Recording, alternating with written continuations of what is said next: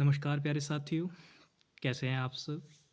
I hope कि सब बढ़िया होंगे और बहुत ही अच्छी तरीके से अपनी तैयारी कर रहे होंगे। तो चलिए मेरे भाई, एक लास्ट क्लास की हम लोग शुरुआत करते हैं, जो कि हमारे बैच की अंतिम क्लास रहने वाली है। और इस एक ही क्लास के अंदर मैं आप लोगों का डायरेक्ट इनडायरेक्ट का चैप्टर और एक्टिव पैसिव का चैप्टर यानी नरेशन और वॉइस दोनों को कंप्लीट पढ़ाने वाला हूँ। आप ये मान के चलिए, इस एक क्लास की मदद से ही आप डायरेक्ट और मेरे भाई जो डायरेक्ट इनडायरेक्ट नरेशन होती है और जो आपका एक्टिव पैसिव वॉइस होता है वो बढ़िया तरीके से कंप्लीट कर लेंगे। ठीक है ना? तो चलिए शुरू करते हैं। बहुत ही ज़बरदस्त वीडियो रहने वाली है। अगर आपको पसंद आए तो भाई लाइक शेयर कर दीजिएगा इसको और सब्सक्राइब भी कर लीजिएगा। ठीक है, आगे चलते हैं और चैप्टर को करते हैं शुरू। तो सबसे पहले हम लोग एक्टिव पैसिव को कंप्लीट पढ़ेंगे और फिर उसके बाद डायरेक्ट इनडायरेक्ट को पढ़ेंगे। ठीक है भाई, चलो। तो सबसे पहले मैं शुरुआत करता हूं कि एक्टिव वॉइस क्या होता है और पैसिव वॉइस क्या होता है। तो मेरी हमेशा एक बात याद रखना, हमने स्कूल टाइम पे इस चीज को ऐसे पढ़ा था कि जब सब्जेक्ट खुद से काम करता है तब वॉइस एक्टिव होती है, और जब सब्जेक्ट पर काम होता है तब वो वॉइस पैसिव वॉइस कहलाती है। ऐसे हमने स्कूल में पढ़ा था। लेकिन मैं आपको बता दूं, जब भी आपको स्टेटमेंट को ये पहचानना हो कि वो एक्टिव वॉइस में लिखी हुई है पैसिव वॉइस में लिखी हुई है, तब आप ऐसा नहीं करेंगे, क्योंकि ऐसे में आप ना कंफ्यूज हो जाएंगे। आप बार बार यही चीजें देखते रहेंगे कि सब्जेक्ट पे काम हो रहा है या सब्जेक्ट खुद काम कर रहा है। ऐसा नहीं देखना आपको। आपको ये देखना है कि आपका जो सब्जेक्ट है वो खुद से काम कर पा रहा है या नहीं।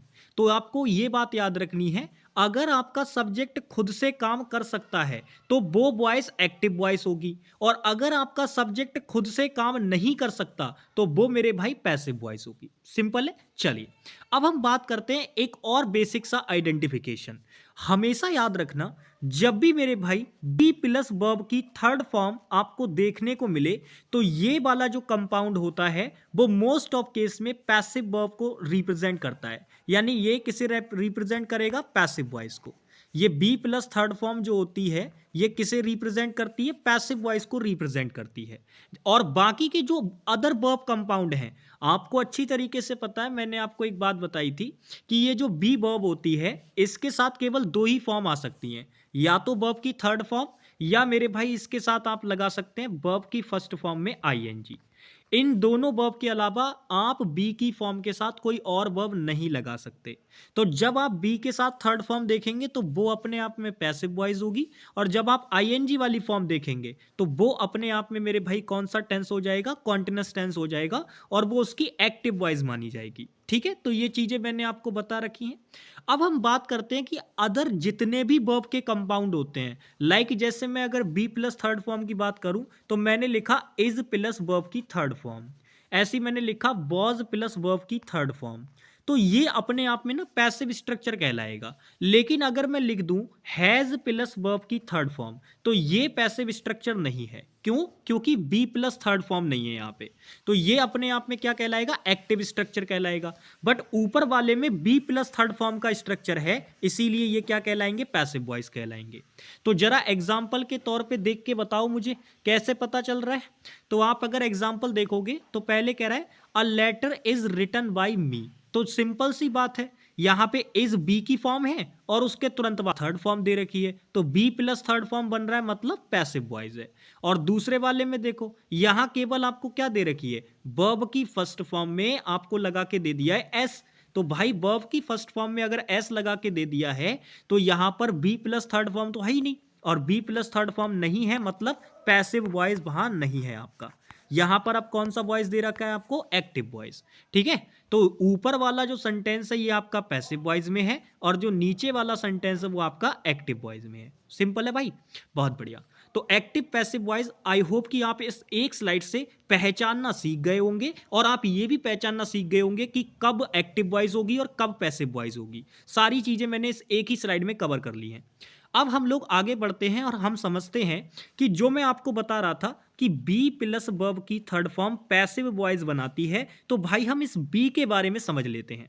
सबसे पहले अगर मैं आपको बताऊं तो मैंने कहा था कि जो बी होती है वो प्राइमरी हेल्पिंग वर्ब्स होती है। प्राइमरी हेल्पिंग वर्ब्स होने का मतलब क्या है? प्राइमरी हेल्पिंग वर्ब होने का मतलब ये है कि ये आपकी हेल्पिंग वर्ब का भी काम कर लेगी और ये आपकी मेरे भाई मेन वर्ब का भी काम कर लेगी। ये दोनों तरीके से काम कर लेती है। तो इसकी ना कुछ फॉर्म्स होती हैं, जैसे आपको ये बी के रूप में भी नजर आ सकती है और आपको मेरे भाई इसकी कुछ और फॉर्म्स भी नजर आ सकती हैं, जैसे इज हो गया, आर हो गया, एम हो गया, वॉज हो गया, बर हो गया, या बी की कुछ एक्चुअल फॉर्म भी होती हैं, जैसे बी फर्स्ट फॉर्म होती है, बीन सेकंड फॉर्म और थर्ड फॉर्म होती है, बीइंग आईएनजी वाली फॉर्म होती है। तो आपको इन सभी के बाद अगर आपको वर्ब की थर्ड फॉर्म नजर आ गई तो जो आपका स्ट्रक्चर बनेगा वो अपने आप में पैसिव वॉइस वाला स्ट्रक्चर होगा। समझ में आ गई बात? चलिए, बहुत बढ़िया। अब हम लोग यहां पे कुछ और बातों को समझते हैं। जब मेरे भाई आप पैसिव वॉइस बना रहे होंगे तो आपको डायरेक्ट एक्टिव से पैसिव नहीं बनाना है, पहले आपको कुछ पॉइंट्स को समझना है। तो वो इंपॉर्टेंट पॉइंट्स क्या होते हैं उनको समझते हैं। तो जब आप एक्टिव से पैसिव वॉइस में सेंटेंस को ट्रांसफॉर्म करेंगे तब आपको पहली बात तो ये ध्यान रखनी है कि भाई आप कभी भी इंट्रांजिटिव वर्ब का पैसिव नहीं बनाएंगे। यानी अगर एग्जामिनर ने ये सेंटेंस लिख के दे दिया बी गो टू स्कूल और आपसे कह दिया कि इसका पैसिव वॉइस बनाओ, तो मेरे भाई ये पॉसिबल नहीं है। रीजन, क्योंकि गो वर्ब यहां इंट्रांजिटिव वर्ब है अपने आप में भाई, गो इंट्रांजिटिव वर्ब होती है, तो ये इंट्रांजिटिव वर्ब है, इसका पैसिव नहीं बनेगा। समझ में आ गई बात? तो ये चीज आपको ध्यान रखनी है कि इंट्रांजिटिव वर्ब का पैसिव नहीं बनता। दूसरा पॉइंट क्या इंपॉर्टेंट है वो समझो। दूसरा पॉइंट इंपॉर्टेंट ये है, जब आप एक्टिव से पैसिव बना रहे होंगे तब आप ना तो स्टेटमेंट का सेंटेंस चेंज करेंगे और ना ही उसका टेंस चेंज करेंगे। यानी अगर आप मान के चलिए आपका एक्टिव वॉइस में असर्टिव सेंटेंस है तो पैसिव वॉइस में भी वो असर्टिव ही रहेगा, चाहे अफर्मेटिव वाला पार्ट हो चाहे निगेटिव वाला। ठीक है? ऐसे ही अगर मान लो एक्टिव वॉइस में इंट्रोगेटिव दे रखा है तो पैसिव वॉइस में भी इंट्रोगेटिव रहेगा, आप उसको चेंज नहीं कर सकते। सेम इसी प्रकार से मान के चलो अगर इंपरेटिव सेंटेंस दिया तो पैसिव वॉइस में भी वो इंपरेटिव सेंटेंस ही रहेगा, आप उसमें बदलाव नहीं करेंगे। सेम इसी प्रकार से नो टेंस चेंज का मतलब यह है, अगर आपकी स्टेटमेंट एक्टिव वॉइस में प्रेजेंट इंडेफिनिट में है तो जब आप उसको पैसिव में लेके जाएंगे वो तब भी प्रेजेंट इंडेफिनिट में ही रहेगी, आप उसको बदल नहीं सकते। तो अल्टीमेटली बस इतना आपको ध्यान रखना है, जो सेंटेंस होगा एक्टिव वॉइस का और जो टेंस होगा एक्टिव वॉइस का, वही सेम चीजें पैसिव वॉइस की भी रहेंगी, आप उनको बदलेंगे नहीं किसी भी कीमत पे। सिंपल है, बहुत बढ़िया। तो यहां पे आपके सामने ये एग्जांपल लिख रखा है, जैसे नॉर्मल प्रेजेंट इंडेफिनिट की बात हो रही है तो यहां पे ये प्रेजेंट इंडेफिनिट का ही पैसिव वॉइस है। सिंपल है मेरे भाई, क्योंकि आप जानते हो सिंपल प्रेजेंट के लिए हमें क्या चाहिए होता है, इज आर एम वर्ब चाहिए होती है हमें, तो वो दे रखी है यहाँ पे, तो ये प्रेजेंट को दिखा रही है और डन थर्ड फॉर्म, ये तो बी प्लस थर्ड फॉर्म बन गया, ये पैसिव दिखा रहा है इसका, तो ये प्रेजेंट इंडेफिनिट की पैसिव फॉर्म होती है। ठीक है ना? Is are am plus third form क्या होती है? प्रेजेंट इंडेफिनिट की पैसिव फॉर्म होती है, ध्यान रखिएगा। और बाकी वर्ब की फर्स्ट फॉर्म है और एस वाली जो फॉर्म होती है वो एक्टिव फॉर्म होती है। तो मैं अब आप लोगों को ये बताता हूं, सबसे इंपॉर्टेंट पॉइंट है कि आपको जब एक्टिव से आप पैसिव बनाएंगे तो आपको उसके लिए करना क्या होगा, बहुत इंपॉर्टेंट है, ध्यान से समझना। देखो भाई, असल में आपको एक नॉर्मल स्टेटमेंट दे रखी होगी सब्जेक्ट, वर्ब और ऑब्जेक्ट की फॉर्म में, आपको कुछ नहीं करना होगा। जो ये वाली स्टेटमेंट दे रखी होगी ये एक्टिव वाली स्टेटमेंट होगी। जब आप इस एक्टिव स्टेटमेंट को पैसिव में लेके जाएंगे तब आपको कुछ नहीं करना होगा, जो आपका ये ऑब्जेक्ट होगा इसको आप इधर लाके सब्जेक्ट बना देंगे और जो ये सब्जेक्ट होगा इसको आप इधर ले जाके ऑब्जेक्ट बना देंगे, और ये जो वर्ब की फॉर्म होती है इसको बी प्लस थर्ड फॉर्म में कन्वर्ट कर देंगे और आपका पैसिव वॉइस बन के तैयार हो जाएगा। तो कुल मिलाकर आपको यह समझना है कि एक्टिव वॉइस में जो आपका सब्जेक्ट, वर्ब, ऑब्जेक्ट होता है तो वो जो सब्जेक्ट और ऑब्जेक्ट होते हैं ना वो आपस में चेंज हो जाएंगे, ऑब्जेक्ट आपका सब्जेक्ट बन जाएगा और सब्जेक्ट आपका ऑब्जेक्ट बन जाएगा, और बाकी जो वर्ब होगी वो बी प्लस थर्ड फॉर्म में कन्वर्ट हो जाएगी। आई होप कि आप इसको समझ पाएंगे। ठीक है भाई, चलिए अब आगे बढ़ते हैं। जैसे मैंने एग्जाम्पल के तौर पे ये लिखा, सी फिनिश्ड हर वर्क। अब मान लो मुझे इसका पैसिव बनाना है तो मैं कैसे बनाऊंगा? देखो, मुझे पता है कि सी सब्जेक्ट दे रखा है, फिनिश्ड अपने आप में वर्ब दे रखी है, और हर वर्क अपने आप में क्या है, उसका ऑब्जेक्ट है। तो ये जो ऑब्जेक्ट मुझे दे रखा है ये मेरा क्या बन जाएगा, सब्जेक्ट बन जाएगा। और ये सी जो दे रखा है ये ऑब्जेक्टिव केस में जाएगा, तो ये क्या बन जाएगा, हर बन जाएगा बाय प्रेपोजिशन के साथ में। अब जरूरी नहीं है कि हमेशा यहां बाय प्रेपोजिशन भी आए, कुछ फिक्स प्रेपोजिशन के केस भी होते हैं जिसमें ये चीज चेंज हो जाती है, लेकिन मोस्ट ऑफ केसेस में आपको बाय ही देखने को मिलेगा। समझ में आई बात? चलिए, तो यहां पे ये जो सी है ये इधर आके चेंज हो जाएगा। बाकी फिनिश्ड चूंकि पास्ट की फॉर्म है तो ये अपने आप में बी प्लस थर्ड फॉर्म में कन्वर्ट हो जाएगी, और यहां पे ये जो हर वर्क है ये इधर आके आपका सब्जेक्ट बन जाएगा। तो ऐसे करके हम इसका पैसिव बना देंगे।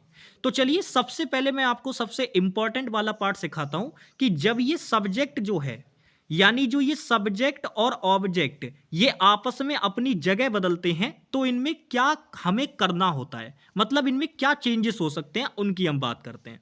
तो देखिए, जब आप सब्जेक्ट से ऑब्जेक्ट बनाएंगे तो मेरे भाई अगर आपको कोई नाउन दे रखा है एक्टिव वॉइस में तो आप उसको पैसिव वॉइस में ऑब्जेक्ट बनाएंगे, तो बाय प्रेपोजिशन के बाद वही नाउन आपको लिख देना है। लेकिन अगर ही मान लो सब्जेक्ट रहा तो उसका ऑब्जेक्टिव केस क्या होता है, हिम होता है। सी का क्या होता है, हर होता है। इट का क्या होता है, इट ही होता है। बी का अस होता है। दे का देम होता है। यू का यू होता है। और आई का मेरे भाई क्या होता है, मी होता है। इसको चेंज कर लीजिएगा, आई का मी होता है। मैं इसको ठीक कर देता हूं मेरे भाई, ठीक है, ये आपको ठीक होके मिल जाएगा। ठीक है, आई का क्या होता है, मी होता है। ठीक है, इसको मैं ऐड कर दूंगा उसमें, कोई दिक्कत वाली बात नहीं है। चलिए, तो आई होप कि आप इस पॉइंट को भी समझ पाए होंगे। बाकी अब हम लोग बात करते हैं कि और क्या चीजें हैं इसके अंदर। तो आप सब्जेक्ट से ऑब्जेक्ट बनाना समझ गए भाई, ये सारी चीजें हैं, इनको बिल्कुल ध्यान से फिट कर लेना अपने माइंड में। बाकी हम लोग आगे चलते हैं, और आपको 2 एग्जाम्पल मैंने दिए हैं, आप मुझे इन्हें चेंज करके बताओ। तो आप सबसे पहले देखोगे रानी यहाँ पे दे रखा है और यहाँ पे फूड ऑब्जेक्ट दे रखा है, तो ये सब्जेक्ट है और ये ऑब्जेक्ट है और ये हमारी वर्ब है। अभी मैंने आपको वर्ब वाला पार्ट चेंज करना नहीं सिखाया है कि उसको बी प्लस थर्ड फॉर्म में कैसे कन्वर्ट करेंगे, ये मैंने अभी नहीं बताया है, ये आगे बताएंगे। पहले जितना सिखाया है उतना चेंज करके बताओ। तो आप कहेंगे भैया जी रानी आपने कहा था ये सब्जेक्ट है, तो ये इधर आके ऑब्जेक्ट बन जाएगा, तो ये बाई रानी हो जाएगा। क्या हो जाएगा मेरे भाई, बाई रानी हो जाएगा। और दूसरी चीज अगर हम बात करें तो ये जो फूड है ये हमारा सब्जेक्ट बन जाएगा, तो हम फूड लिख देंगे, और यहां पे ये वर्ब है इसको बी प्लस थर्ड फॉर्म में कंसीडर कर देंगे। तो फूड हमारा अनकाउंटेबल नाउन होता है, तो इसके लिए ये इज हो जाएगा। और मेरे भाई आप इसके बाद थर्ड फॉर्म लगाएंगे बी के बाद, तो फूड इज कुक्ड बाई रानी हमारा पैसिव वॉइस बन जाएगा। ठीक है, ऐसे ही इसमें देखो, अब इसमें आप नोटिस करोगे तो बी आपका सब्जेक्ट है, प्ले आपकी वर्ब दे रखी है और क्रिकेट आपका ऑब्जेक्ट दे रखा है। इसको भी जब आप पैसिव बनाएंगे तो आप देखेंगे कि ये जो क्रिकेट है ये आपका ऑब्जेक्ट है, तो भाई ये इधर आके क्या बन जाएगा, सब्जेक्ट बन जाएगा। तो क्रिकेट यहां पे लिख देंगे। अब उसके बाद अगर आप नोटिस करोगे तो ये प्ले वर्ब दे रखी है, इसको बी प्लस थर्ड फॉर्म में कंसीडर कर देंगे, तो क्रिकेट के हिसाब से जो वर्ब आएगी वो सिंगुलर आएगी, और फिर थर्ड फॉर्म आप क्या लगा देंगे, प्ले की प्लेड लगा देंगे। ठीक है, और उसके बाद ये जो बी है ये यहां सब्जेक्ट है, लेकिन इधर आके इसको ऑब्जेक्ट बनना पड़ेगा, तो बाई लगाएंगे, और बी का ऑब्जेक्टिव केस क्या होता है, तो आप कहेंगे भैया जी अस होता है, तो ये इसका पैसिव बन जाएगा। ठीक है, आ जाओ आगे देखते हैं। अब मैं आपको बताता हूं, हमने ये देख लिया कि सब्जेक्ट और जो ऑब्जेक्ट होता है, तो जब हम एक्टिव से पैसिव में जाते हैं तो ये कैसे चेंज होते हैं और क्या फर्क हमें देखने को मिलता है जब हम सब्जेक्ट और ऑब्जेक्ट को आपस में चेंज करते हैं। तो ये तो मैंने आपको बता दिया। अब हम बात करते हैं कि जो बी प्लस थर्ड फॉर्म में हम वर्ब को कन्वर्ट करते हैं किसी भी वर्ब को, तो वो कैसे किया जाता है। तो सबसे पहले मैं आपको कुछ इंपॉर्टेंट बातें बताना चाहूंगा मेरे भाई, ये चीजें मैं खुद सीधे यूज करता हूं आइडेंटिफिकेशन में, और वही चीजें मैं आपको सिखा रहा हूं। तो याद रखिएगा, जब भी आपको किसी भी सेंटेंस के अंदर बीइंग लगा हुआ नजर आ जाए तो तुरंत समझ जाना कि वहां पर कॉन्टिन्यूअस टेंस जरूर होगा। चाहे भले ही परफेक्ट कॉन्टिन्यूअस टेंस बन रहा हो, लेकिन कॉन्टिन्यूअस जरूर इंक्लूड होगा जब भी आपको बीइंग नजर आ जाए। और ऐसे ही जब भी आपको बीन नजर आ जाए तो तुरंत समझ जाना कि वहां परफेक्ट टेंस जरूर इंक्लूड होगा। तो ये आपके सीधे सीधे आइडेंटिफिकेशन में काम करेंगे। जब भी आपको बीइंग नजर आ जाए तुरंत समझ जाना कि वहां कॉन्टिन्यूअस टेंस होगा ही होगा, और जब भी आपको बीन नजर आ जाए तो तुरंत समझ जाना कि वहां परफेक्ट टेंस जरूर होगा। तो जैसे अगर मैं आपसे इस वाले सेंटेंस में पूछूं कि कौन सा टेंस है, तो क्या आप मुझे विद इन सेकंड देख के बता सकते हैं? तो आप कहेंगे अरे भैया जी बिल्कुल बता सकते हैं, आपने सीधे सीधे बताया बीइंग नजर आएगा तो कॉन्टिन्यूअस टेंस होगा ही होगा, और इज आर एम प्रेजेंट को दिखाते हैं तो तुरंत हमें टेंस पता चल गया कि प्रेजेंट कॉन्टिन्यूअस टेंस है। लेकिन कई सारे बच्चे क्या देखते कि वर्ब की फर्स्ट फॉर्म में आईएनजी होगा, फिर इधर इज आर एम होगा, तब आईएनजी। अरे इतना क्यों देखना है, सीधा सीधा तरीका लगाओ ना। तो यहां पे हमने आपको बताया कि जब भी आपको बीइंग नजर आएगा आप तुरंत समझ जाना कि वहां कॉन्टिन्यूअस टेंस इंक्लूड है। और दूसरी बात मैं आपको बता दूं, जब भी ये बीइंग और बीन से आप पहचान कर रहे होंगे कॉन्टिन्यूअस टेंस और परफेक्ट टेंस की, तो याद रखना वो पैसिव वॉइस में ही देखने को मिलेगा। ये पॉइंट भी अपने माइंड में नोट रखना। ये जी जो मैं आपको पहचान बता रहा हूं ना, ये दोनों की दोनों आपको पैसिव वॉइस में देखने को मिलेंगी। एक्टिव वॉइस में तो भाई वही है, वर्ब की फर्स्ट फॉर्म में आईएनजी लगा होगा, बस तुरंत देखते ही पहचान लेना। ठीक है, चलो नेक्स्ट आगे चलते हैं। तो भाई अब हम इंपॉर्टेंट चीज शुरू करते हैं, यानी कोई भी आपकी वर्ब होगी उसको आप बी प्लस थर्ड फॉर्म में कैसे कन्वर्ट करेंगे। यानी वो वर्ब अगर नॉर्मल दे रखी होगी तो वो तो अपने आप में एक्टिव वॉइस में होगी, तो जब आप उसको कन्वर्ट करेंगे बी प्लस थर्ड फॉर्म में तो वो पैसिव वॉइस बन जाएगी। और हम अब इसी का प्रोसेस देखने वाले हैं कि ये कैसे होता है। देखो भाई, अगर आपको वर्ब की फर्स्ट फॉर्म या फिर वर्ब की फर्स्ट फॉर्म में एस या ईएस दिखाई दे तो तुरंत समझ जाना कि ये अपने आप में प्रेजेंट इंडेफिनिट टेंस है, और इसका जो पैसिव वॉइस होता है वो इज आर एम और प्लस वर्ब की थर्ड फॉर्म बन जाता है। क्योंकि आप अच्छी तरीके से जानते हैं कि ये इज आर एम जो होती हैं ये बी की फॉर्म्स होती हैं, तो थर्ड फॉर्म लगा दोगे आगे तो पैसिव वॉइस बन जाएगा। सेम इसी प्रकार से अगर हम बात करें, अगर आपको वर्ब की सेकंड फॉर्म या फिर डिड दिखाई दे जाए तो तुरंत समझ जाना कि वो अपने आप में पास्ट इंडेफिनिट की बात कर रहा है, और उसका पैसिव वॉइस कैसे बनेगा, वॉज या वर प्लस वर्ब की थर्ड फॉर्म। अब ये तो आप जानते ही हो ना कि इज कहां लगाना होता है, आर कहां लगाना होता है और एम कहां लगाना होता है। आई के साथ मेरे भाई आप एम लगाएंगे, आर आप प्लूरल सब्जेक्ट के साथ लगाएंगे, और इज आप सिंगुलर सब्जेक्ट के साथ लगाएंगे। सेम उसी प्रकार से सिंगुलर सब्जेक्ट के साथ आप क्या लगाएंगे, वॉज लगाएंगे, और प्लूरल सब्जेक्ट के साथ आप क्या लगाएंगे, वर लगाएंगे। ठीक है भाई, ये चीज भी ध्यान रखना।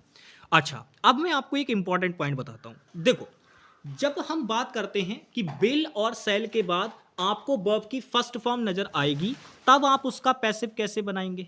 तो मेरे भाई आप देखो, वैसे तो अगर हम बात करें तो विल और शैल के बाद जब वर्ब की फर्स्ट फॉर्म आती है तो ये अपने आप में क्या होता है, फ्यूचर का इंडेफिनिट टेंस भी होता है। लेकिन आपको एक बात और भी याद रखनी चाहिए कि ये जो विल और शैल होती हैं ये दोनों की दोनों मॉडल वर्ब्स होती हैं। अब मॉडल वर्ब का बहुत अच्छा पॉइंट ये होता है कि ये हमेशा हमेशा हेल्पिंग वर्ब का काम करेंगी, तो इनके बाद जो आप मेन वर्ब लगाएंगे वो हमेशा जो होगी वो किस में होगी, वर्ब की फर्स्ट फॉर्म में। यानी इनके बाद जो आप हेल्पिंग वर्ब के बाद मेन वर्ब लगाएंगे, जब भी कोई मॉडल वर्ब यूज कर रहे होंगे तो उसके बाद जो आप मेन वर्ब लगाएंगे वो वर्ब की फर्स्ट फॉर्म में ही होगी हमेशा। आप कोई और फॉर्म यूज ही नहीं कर सकते। ठीक है, और इस पर बहुत क्वेश्चन बनते हैं, इसको ध्यान रखना भाई। तो अब ये मॉडल वर्ब भी है और ये फ्यूचर के एक्शन को दिखाने के लिए आती हैं, मैंने मॉडल वर्ब चैप्टर में पढ़ाया था। तो अब याद रखना, जब इसको आप पैसिव वॉइस में बदलोगे तो यही मॉडल वर्ब अगर बिल दे रखी होगी तो बिल लगा देना, सेल दे रखी होगी तो सेल लगा देना। बाकी आप अच्छी तरीके से जानते हो कि आई और ये जो आई बिल और सेल वाला जो सिस्टम होता है आप अच्छी तरीके से जानते हैं। सेल हम आई और बी के साथ लगाते हैं नॉर्मल केस में, और बिल जो होते हैं वो बाकी सभी बचे हुए के साथ में लगाते हैं। तो ये पॉइंट भी आपको ध्यान रखना है। अगर आपको आई और बी सब्जेक्ट बन के आ जाए पैसिव वॉइस में तब आप सेल का यूज करेंगे, और अगर आपके अदर कोई प्रोनाउन या नाउन वगैरह सब्जेक्ट बन के आ जाए तब आप क्या करेंगे, पैसिव वॉइस में यूज बिल करेंगे। ये पॉइंट ध्यान रखना इंपॉर्टेंट है। ठीक है भाई, चलो अब हम लोग आगे बढ़ते हैं। आगे अगर मैं बात करूं तो यहां पे अगर हम बात करें, अभी हम जो पीछे पढ़ रहे थे वो इंडेफिनिट वाले तीनों टेंस के अकॉर्डिंग देख रहे थे कि कैसे पैसिव वॉइस बनाना होता है। अब हम यहां देखते हैं कॉन्टिन्यूअस के बारे में। तो सबसे पहले मैं आपको पहचान बताता हूं मेरे भाई, जब भी आपको ना कॉन्टिन्यूअस टेंस दिखेगा तो याद रखना उसके अंदर वर्ब की फर्स्ट फॉर्म में आईएनजी जरूर इंक्लूड होगी, और उसी से आप देखते ही पहचान लेंगे कि वो कॉन्टिन्यूअस टेंस की बात कर रहे हैं। अब याद रखना, जब इज आर एम लगा हुआ हो तो वो प्रेजेंट कॉन्टिन्यूअस होगा, ठीक है, और जब वॉज या बर लगा हुआ हो तो वो पास्ट कॉन्टिन्यूअस होगा। तो याद रखना है आपको, कॉन्टिन्यूअस टेंस में जो पैसिव बनाने की बात होती है वो केवल प्रेजेंट कॉन्टिन्यूअस और पास्ट कॉन्टिन्यूअस का ही बनता है, फ्यूचर कॉन्टिन्यूअस का पैसिव वॉइस नहीं बनता। ध्यान रखिएगा मेरे भाई, फ्यूचर कॉन्टिन्यूअस का पैसिव वॉइस नहीं बनता है, अपने पॉइंट दिमाग में बिठा लेना बिल्कुल ये, ठीक है भाई। तो यहां पे हम समझ गए कि केवल पैसिव वॉइस इनका बनेगा। और जब आप, मैंने देखो कहा था, सीधे सीधे आइडेंटिफिकेशन के लिए कहा था, बीइंग आ गया तो पैसिव क्या होगा, कॉन्टिन्यूअस टेंस होगा, लेकिन किसका, पैसिव वॉइस वाले स्ट्रक्चर का। बीइंग दे रखा है, कौन सा होगा, कॉन्टिन्यूअस टेंस होगा, लेकिन किसका, पैसिव वॉइस वाले स्ट्रक्चर का। और नॉर्मल अगर वर्ब की फर्स्ट फॉर्म में आईएनजी दे रखा है तो एक्टिव वॉइस वाले का कॉन्टिन्यूअस टेंस होगा। तो ये आपको भाई याद करनी पड़ेंगी, और ये वो चीजें हैं अगर एक बार आपको याद हो गई, आपके दिमाग में रह गई, तो मेरे भाई एक्टिव पैसिव का बड़े से बड़ा क्वेश्चन विद इन सेकेंड उड़ा दोगे, ठीक है। चलो अब हम बात करते हैं आगे। अब हम बात करते हैं परफेक्ट वाले पार्ट की। तो परफेक्ट वाले पार्ट में तीनों का ही पैसिव वॉइस बन जाता है, चाहे वो प्रेजेंट परफेक्ट हो, चाहे वो पास्ट परफेक्ट हो, चाहे वो आपका फ्यूचर परफेक्ट हो। तो बस कुछ नहीं करना है आपको, अभी मैंने बताया कि वर्ब की थर्ड फॉर्म अगर आपको देखने को मिलेगी तो देखो, अगर हैज और हैव के बाद वर्ब की थर्ड फॉर्म लगी हुई हो तो वो प्रेजेंट परफेक्ट होता है, हैड के बाद अगर थर्ड फॉर्म लगी हुई हो तो वो पास्ट परफेक्ट होता है, और अगर विल सेल के बाद आपको हैव प्लस थर्ड फॉर्म नजर आ जाए तो ये आपका फ्यूचर परफेक्ट होता है। तो अब आपको बस कुछ याद नहीं रखना है, मैंने आपको सीधे बताया था, अगर बीन आपका नजर आ जाए तो तुरंत समझ जाना कि वहां परफेक्ट टेंस इंक्लूड है, वो भी कौन सी वॉइस के अंदर, पैसिव वॉइस के अंदर। क्या पीछे सीधे ये बात बताई थी मैंने? तो बस मेरे भाई आपको याद रखना है, हैज हैव थर्ड फॉर्म का जो पैसिव वॉइस होता है वो क्या बनता है, प्रेजेंट परफेक्ट का पैसिव वॉइस बनाने के लिए has have plus third form तो लगाएंगे ही लगाएंगे, लेकिन अपनी पैसिव की पहचान के लिए हम उसमें एक थर्ड फॉर्म और इंक्लूड करेंगे जो कि होगी बीन, और इसी से हम देख के पहचानेंगे कि ये परफेक्ट टेंस की बात कर रहा है, वो भी किस वॉइस के अंदर, पैसिव वॉइस के अंदर। सेम इसी प्रकार से हैड के साथ भी होगा भाई, हैड के साथ में हैड प्लस थर्ड फॉर्म का पैसिव वॉइस क्या बनता है, had plus been plus third form, ठीक है भाई। चलो बहुत बढ़िया, आगे बढ़ते हैं। अब देखो यहां पे ये है आपका will shall plus have plus verb की थर्ड फॉर्म, इसका पैसिव वॉइस कैसे बनाते हैं भाई? तो इसका पैसिव वॉइस बनाने के लिए भी वही चीज, आपको बिल सेल हैव ऐसे ही लिखे देना है, फिर उसके बाद में हैव प्लस थर्ड फॉर्म के बीच में आपको बीन लगा देना है, बात खत्म, ठीक है भाई। चलो नेक्स्ट आगे बढ़ते हैं। अब यहां पे एक लास्ट पॉइंट और आपको ध्यान रखना है कि हम लोग पैसिव वॉइस नहीं बना सकते परफेक्ट कॉन्टिन्यूअस टेंस का, यानी जो परफेक्ट कॉन्टिन्यूअस टेंस होते हैं ना, उनको पैसिव में नहीं लिखा जाता, उनको कभी पूछेगा भी नहीं एग्जामिनर आपसे, तो ये पॉइंट भी आपको ध्यान रखना है। बाकी आगे चलते हैं हम लोग। अब हम बात करते हैं कुछ एग्जाम ओरिएंटेड पॉइंट्स की, ये अपने आप में इंपॉर्टेंट है, इनको भी आपको ध्यान रखना है। तो एग्जाम ओरिएंटेड पॉइंट ये कहता है, जो बिल और सेल मॉडल वर्ब होती हैं, बिल और सेल, इनको छोड़ के, क्योंकि ये टेंस को भी दिखाती हैं भाई, टेंस हम पढ़ते आ रहे हैं बचपन से, फ्यूचर इंडेफिनिट या फ्यूचर टेंस, तो भाई ठीक है, इसीलिए ये मॉडल वर्ब को छोड़ के बाकी जो भी मॉडल वर्ब होती हैं, अगर ये आपका इनका कभी पैसिव बनाने के लिए आ जाए तो याद रखना, ये मॉडल वर्ब के बाद तुरंत जो मेन वर्ब होगी वो फर्स्ट फॉर्म में दे रखी होगी, तो जब आप इनका पैसिव बनाएंगे तो मेरे भाई वो क्या बनेगा, यही सेम मॉडल वर्ब। कई बार एग्जामिनर ने गलती की है कि वो मॉडल वर्ब बदल देता है, तो आपको याद रखना है, जब भी बिल सेल के अलावा किसी और मॉडल वर्ब का पैसिव बनाने के लिए आएगा तो आप उसी मॉडल वर्ब को रखेंगे, उसके बाद आप मेन वर्ब लगाएंगे, जो कि हमें डायरेक्ट तो नहीं लगा सकते, तो हम बी की फॉर्म को यूज करेंगे अपना पैसिव बनाने के लिए, तो ये इसके बाद फर्स्ट फॉर्म हो जाएगी, और फिर हम थर्ड फॉर्म लगा देंगे, जिससे कि हमारा पैसिव स्ट्रक्चर बन के तैयार हो जाएगा। तो सबसे इंपॉर्टेंट पॉइंट ये बनता है कि एग्जामिनर क्या करता है, इधर जो एक्टिव वॉइस में मॉडल वर्ब होती है उसको ना रख के इधर पैसिव वॉइस में मॉडल वर्ब को चेंज कर देता है, तो वो पॉइंट आपको ध्यान रखना है। जैसे कई बार ये देखने को मिला है कि मान लो मैंने जैसे एक्टिव वॉइस में मे मॉडल वर्ब यूज करी, तो वो पैसिव वॉइस में क्या कर देता है, कैन कर देता है, तो भाई ये गलत हो जाएगा, आपको पैसिव वॉइस में भी मॉडल वर्ब मे का ही यूज करना पड़ेगा, आप बदलेंगे नहीं उसको, ठीक है। लेकिन विल सेल में भाई चेंज हो जाती हैं चीजें, क्योंकि वो सब्जेक्ट पे डिपेंड करती हैं, मैंने आपको बताया था, ठीक है। चलिए बहुत बढ़िया। अब हम नेक्स्ट पॉइंट को देखते हैं। अब देखो इसमें ना पैसिव वॉइस और मॉडल वर्ब की अगर हम बात करें, याद रखना अगर आपको एक्टिव में कैन मॉडल वर्ब दे रखी है तो पैसिव में भी आप कैन का ही यूज करेंगे, अदर मॉडल वर्ब का नहीं। ऐसे ही अगर कुड अगर आपको एक्टिव में दे रखी है तो पैसिव में भी आप कुड ही मॉडल वर्ब का यूज करेंगे। अगर मे दे रखी है तो पैसिव में भी आप मे ही मॉडल वर्ब का यूज करेंगे, चेंज नहीं करेंगे, चाहे वो कोई भी मॉडल वर्ब हो, ध्यान रखना, ठीक है। चलिए अब हम बात करते हैं आगे। जैसे मैंने आपको ये एग्जांपल दिया, तो भाई अगर इसमें मान लो हमने कहा आई कैन प्ले क्रिकेट, तो कैन मॉडल वर्ब है, पैसिव में भी मुझे कैन ही यूज करनी पड़ेगी, तो cricket can be played by me, passive बन गया नॉर्मल। लेकिन अगर आप इसमें नोटिस करोगे तो मेरे भाई देखो आई आपका सब्जेक्ट था, इधर आके ये देखो ऑब्जेक्ट वाला पार्ट बन गया, ये क्रिकेट आपका ऑब्जेक्ट था, देखो यहां पे आके ये सब्जेक्ट बन गया, और ये जो कैन प्ले आपका वर्ब वाला पार्ट था इसको हमने किस में कन्वर्ट कर दिया, बी प्लस थर्ड फॉर्म वाले स्ट्रक्चर में। बस इसी तरीके से आपका पैसिव बनाया जाता है, ठीक है भाई। चलिए बहुत बढ़िया। तो आपने इसमें नोटिस किया कि हमने कैन मॉडल वर्ब को कैन मॉडल वर्ब ही रखा, इसको चेंज नहीं किया। तो आपको भी ये चीज ध्यान रखनी है मेरे भाई। अगर मान लो यहाँ पे कल को मैं मे मॉडल वर्ब लगा देता इसकी जगह पे तो गलत हो जाती बात, या मस्त मॉडल वर्ब लगा देता तब भी बात गलत हो जाती, कुड कर देता तब भी बात गलत हो जाती। तो ये चीजों का आपको ध्यान रखना है।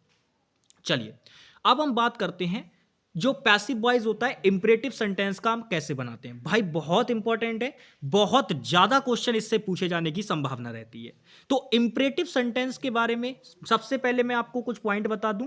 भाई इंपरेटिव सेंटेंस की पहली बात याद रखना, ये हमेशा वर्ब की फर्स्ट फॉर्म से शुरू होंगे, चाहे वो आपका लेट वाला स्ट्रक्चर ही क्यों ना हो, क्योंकि लेट की तीनों फॉर्म सेम रहती हैं, लेट लेट लेट, कोई भी बदलाव नहीं होता। तो लेट से जब भी सेंटेंस शुरू होता है तो वो भी वर्ब की फर्स्ट फॉर्म से ही माना जाता है, और ये भी इंपरेटिव सेंटेंस का एक पार्ट होता है। दो स्ट्रक्चर बनते हैं, एक तो लेट के साथ अस ऑब्जेक्ट वाला और एक लेट के साथ अदर ऑब्जेक्ट वाला। मैंने आपको दोनों ही समझा रखे हैं अच्छे से, ठीक है। तो आप याद रखिएगा जब भी आपको इंपरेटिव सेंटेंस का पैसिव बनाना होगा तो आपको सबसे पहली बात यह पता होनी चाहिए कि वो हमेशा वर्ब की फर्स्ट फॉर्म से शुरू होगा, चाहे वो मेन वर्ब की फर्स्ट फॉर्म से शुरू हो या लेट वगैरह से शुरू हो रहा हो। अब इसको पैसिव बनाने के लिए अगर मैं आपको बात करूं तो आप दो तरीके के पैसिव यूज करेंगे। एक तो आप should plus be plus verb की थर्ड फॉर्म वाला पैसिव यूज कर सकते हैं। ये वाला जो पैसिव होता है ये एडवाइस के सेंस में यूज किया जाता है। किस सेंस में यूज किया जाता है, एडवाइस के सेंस में, ठीक है भाई।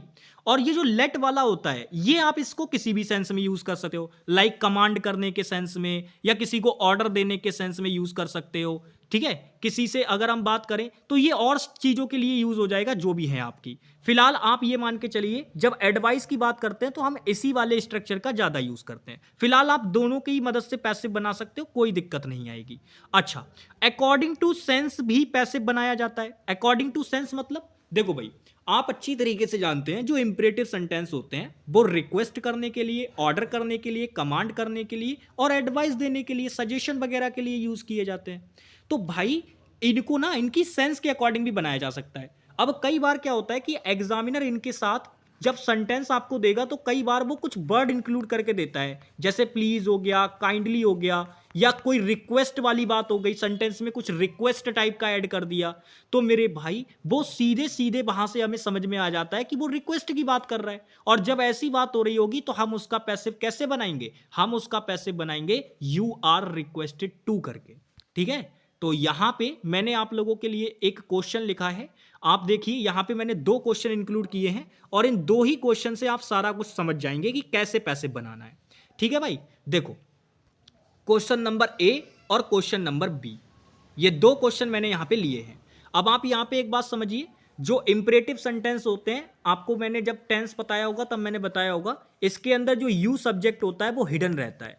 मतलब आप अगर किसी को ऑर्डर दे रहे होगे तो भाई आपने कहा ओपन द डोर, तो भाई किसी ना किसी से तो कहा होगा, ऐसा थोड़ी ना है कि भूत से बोल रहे हो, कोई ना कोई तो होगा ना वहां पे मौजूद, बट उसको मेंशन नहीं करते हम लोग। तो सब्जेक्ट यू जो होता है वो इसके अंदर हिडन होता है, तो इससे हमारा उतना ज्यादा लेना देना है नहीं। हालांकि कभी अगर एग्जामिनर लगा के दे दे तो आप कंफ्यूज मत होना वहां पे, ठीक है भाई। चलो तो अगर बात करें तो मैं यहाँ पे आपको कुछ एग्जाम्पल दे रहा हूं, जैसे मैंने लिखा ओपन द डोर, तो इसका पैसिव वॉइस आप कैसे बनाएंगे। तो आप कहेंगे भैया जी सबसे पहले हम इसमें चीजें पहचानेंगे। जैसे यहां पे देखा जाए ओपन, तो ये वर्ब की फर्स्ट फॉर्म है और मैंने कहा था अगर वर्ब की फर्स्ट फॉर्म से आपका सेंटेंस शुरू हो रहा है तो वो इंपरेटिव सेंटेंस होगा। अब इसके पैसिव बनाने के लिए हमारे पास दो तरीके हैं। एक तो हम ये कह सकते हैं लेट के साथ बना दे, तो लेट लिखेंगे, लेट वर्ब होती है तो वो अपने तुरंत बाद अपना ऑब्जेक्ट लेती है, तो हमने ऑब्जेक्ट दे दिया डोर। फिर उसके बाद हमें पैसिव वॉइस बनाना है तो हमने बी लगा दिया, क्योंकि लेट अपने साथ फॉलो कराती है वर्ब की फर्स्ट फॉर्म, ये पॉइंट भी ध्यान रखना। और फिर इसके बाद हम लगाएंगे क्या, थर्ड फॉर्म, जिससे कि पैसिव बन जाए। तो हम इसको क्या बना सकते हैं, पहला पैसिव इसका let the door be open, ठीक है, ये बना सकते हैं। फिर दूसरा पैसिव आप इसका ये भी बना सकते हैं the door should be open, ये भी इसका पैसिव वॉइस बन जाएगा, क्योंकि इससे हमें डायरेक्ट ये नहीं पता चल रहा कि इसके अंदर सेंस किस चीज की इंक्लूड है। अब एग्जामिनर दोनों में से जिससे भी बना के दे देगा वही आपका सही होगा, कभी दोनों एक साथ नहीं देगा, या तो लेट वाले स्ट्रक्चर को ठीक करा के देगा पूरी तरीके से, या फिर शुड वाले स्ट्रक्चर को। अगर दोनों दे रखे हैं तो डेफिनेटली उसने कहीं ना कहीं एक आध चीज गलत कर रखी होगी, वो आपको पकड़नी होगी। ठीक है भाई, चलो अब दूसरा क्वेश्चन देखते हैं। अगर दूसरा क्वेश्चन देखोगे तो सेंटेंस वही है ओपन द डोर, लेकिन अब इसके अंदर ना एक वर्ड इंक्लूड कर दिया प्लीज। प्लीज वर्ड इंक्लूड करते ही आप तुरंत समझ जाइए कि ये अपने आप में यहां रिक्वेस्ट करने की बात हो रही है, यानी हमें सेंस पता चल गई कि यहां रिक्वेस्ट की सेंस है।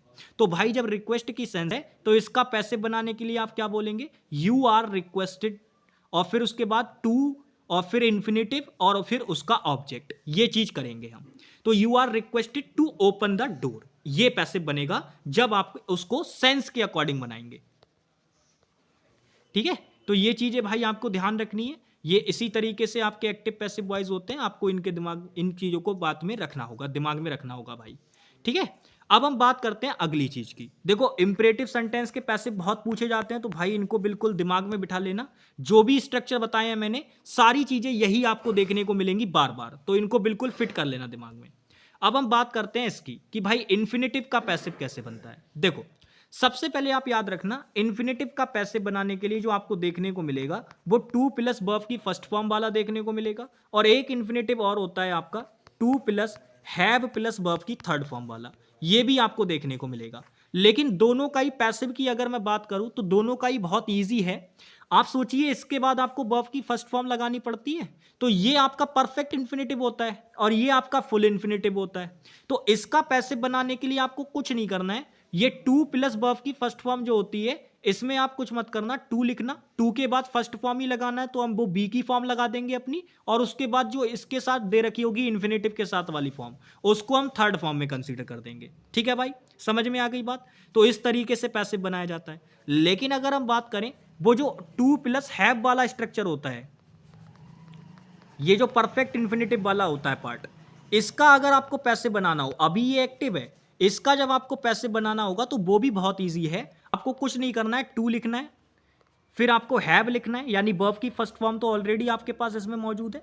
फिर आपको, क्योंकि परफेक्ट इन्फिनेटिव है और मैंने कहा था जहां परफेक्ट आ गया वहां पैसिव में बीन तो आएगा ही आएगा, और उसके बाद आप थर्ड फॉर्म लगा देंगे। अब ये आपका इतना जो पार्ट बन गया वो बी प्लस थर्ड फॉर्म का बन गया। ये देखो ये वाला जो पार्ट है, ये वाला जो पार्ट है, ये अपने आप में क्या बन गया, बी प्लस थर्ड फॉर्म बन गया। तो यही तो पैसिव वॉइस है आपका। तो ये इन्फिनेटिव का पैसिव बन गया किसका, जो आपका परफेक्ट इन्फिनेटिव होता है। तो आपको ये चीजें ध्यान रखनी है मेरे भाई।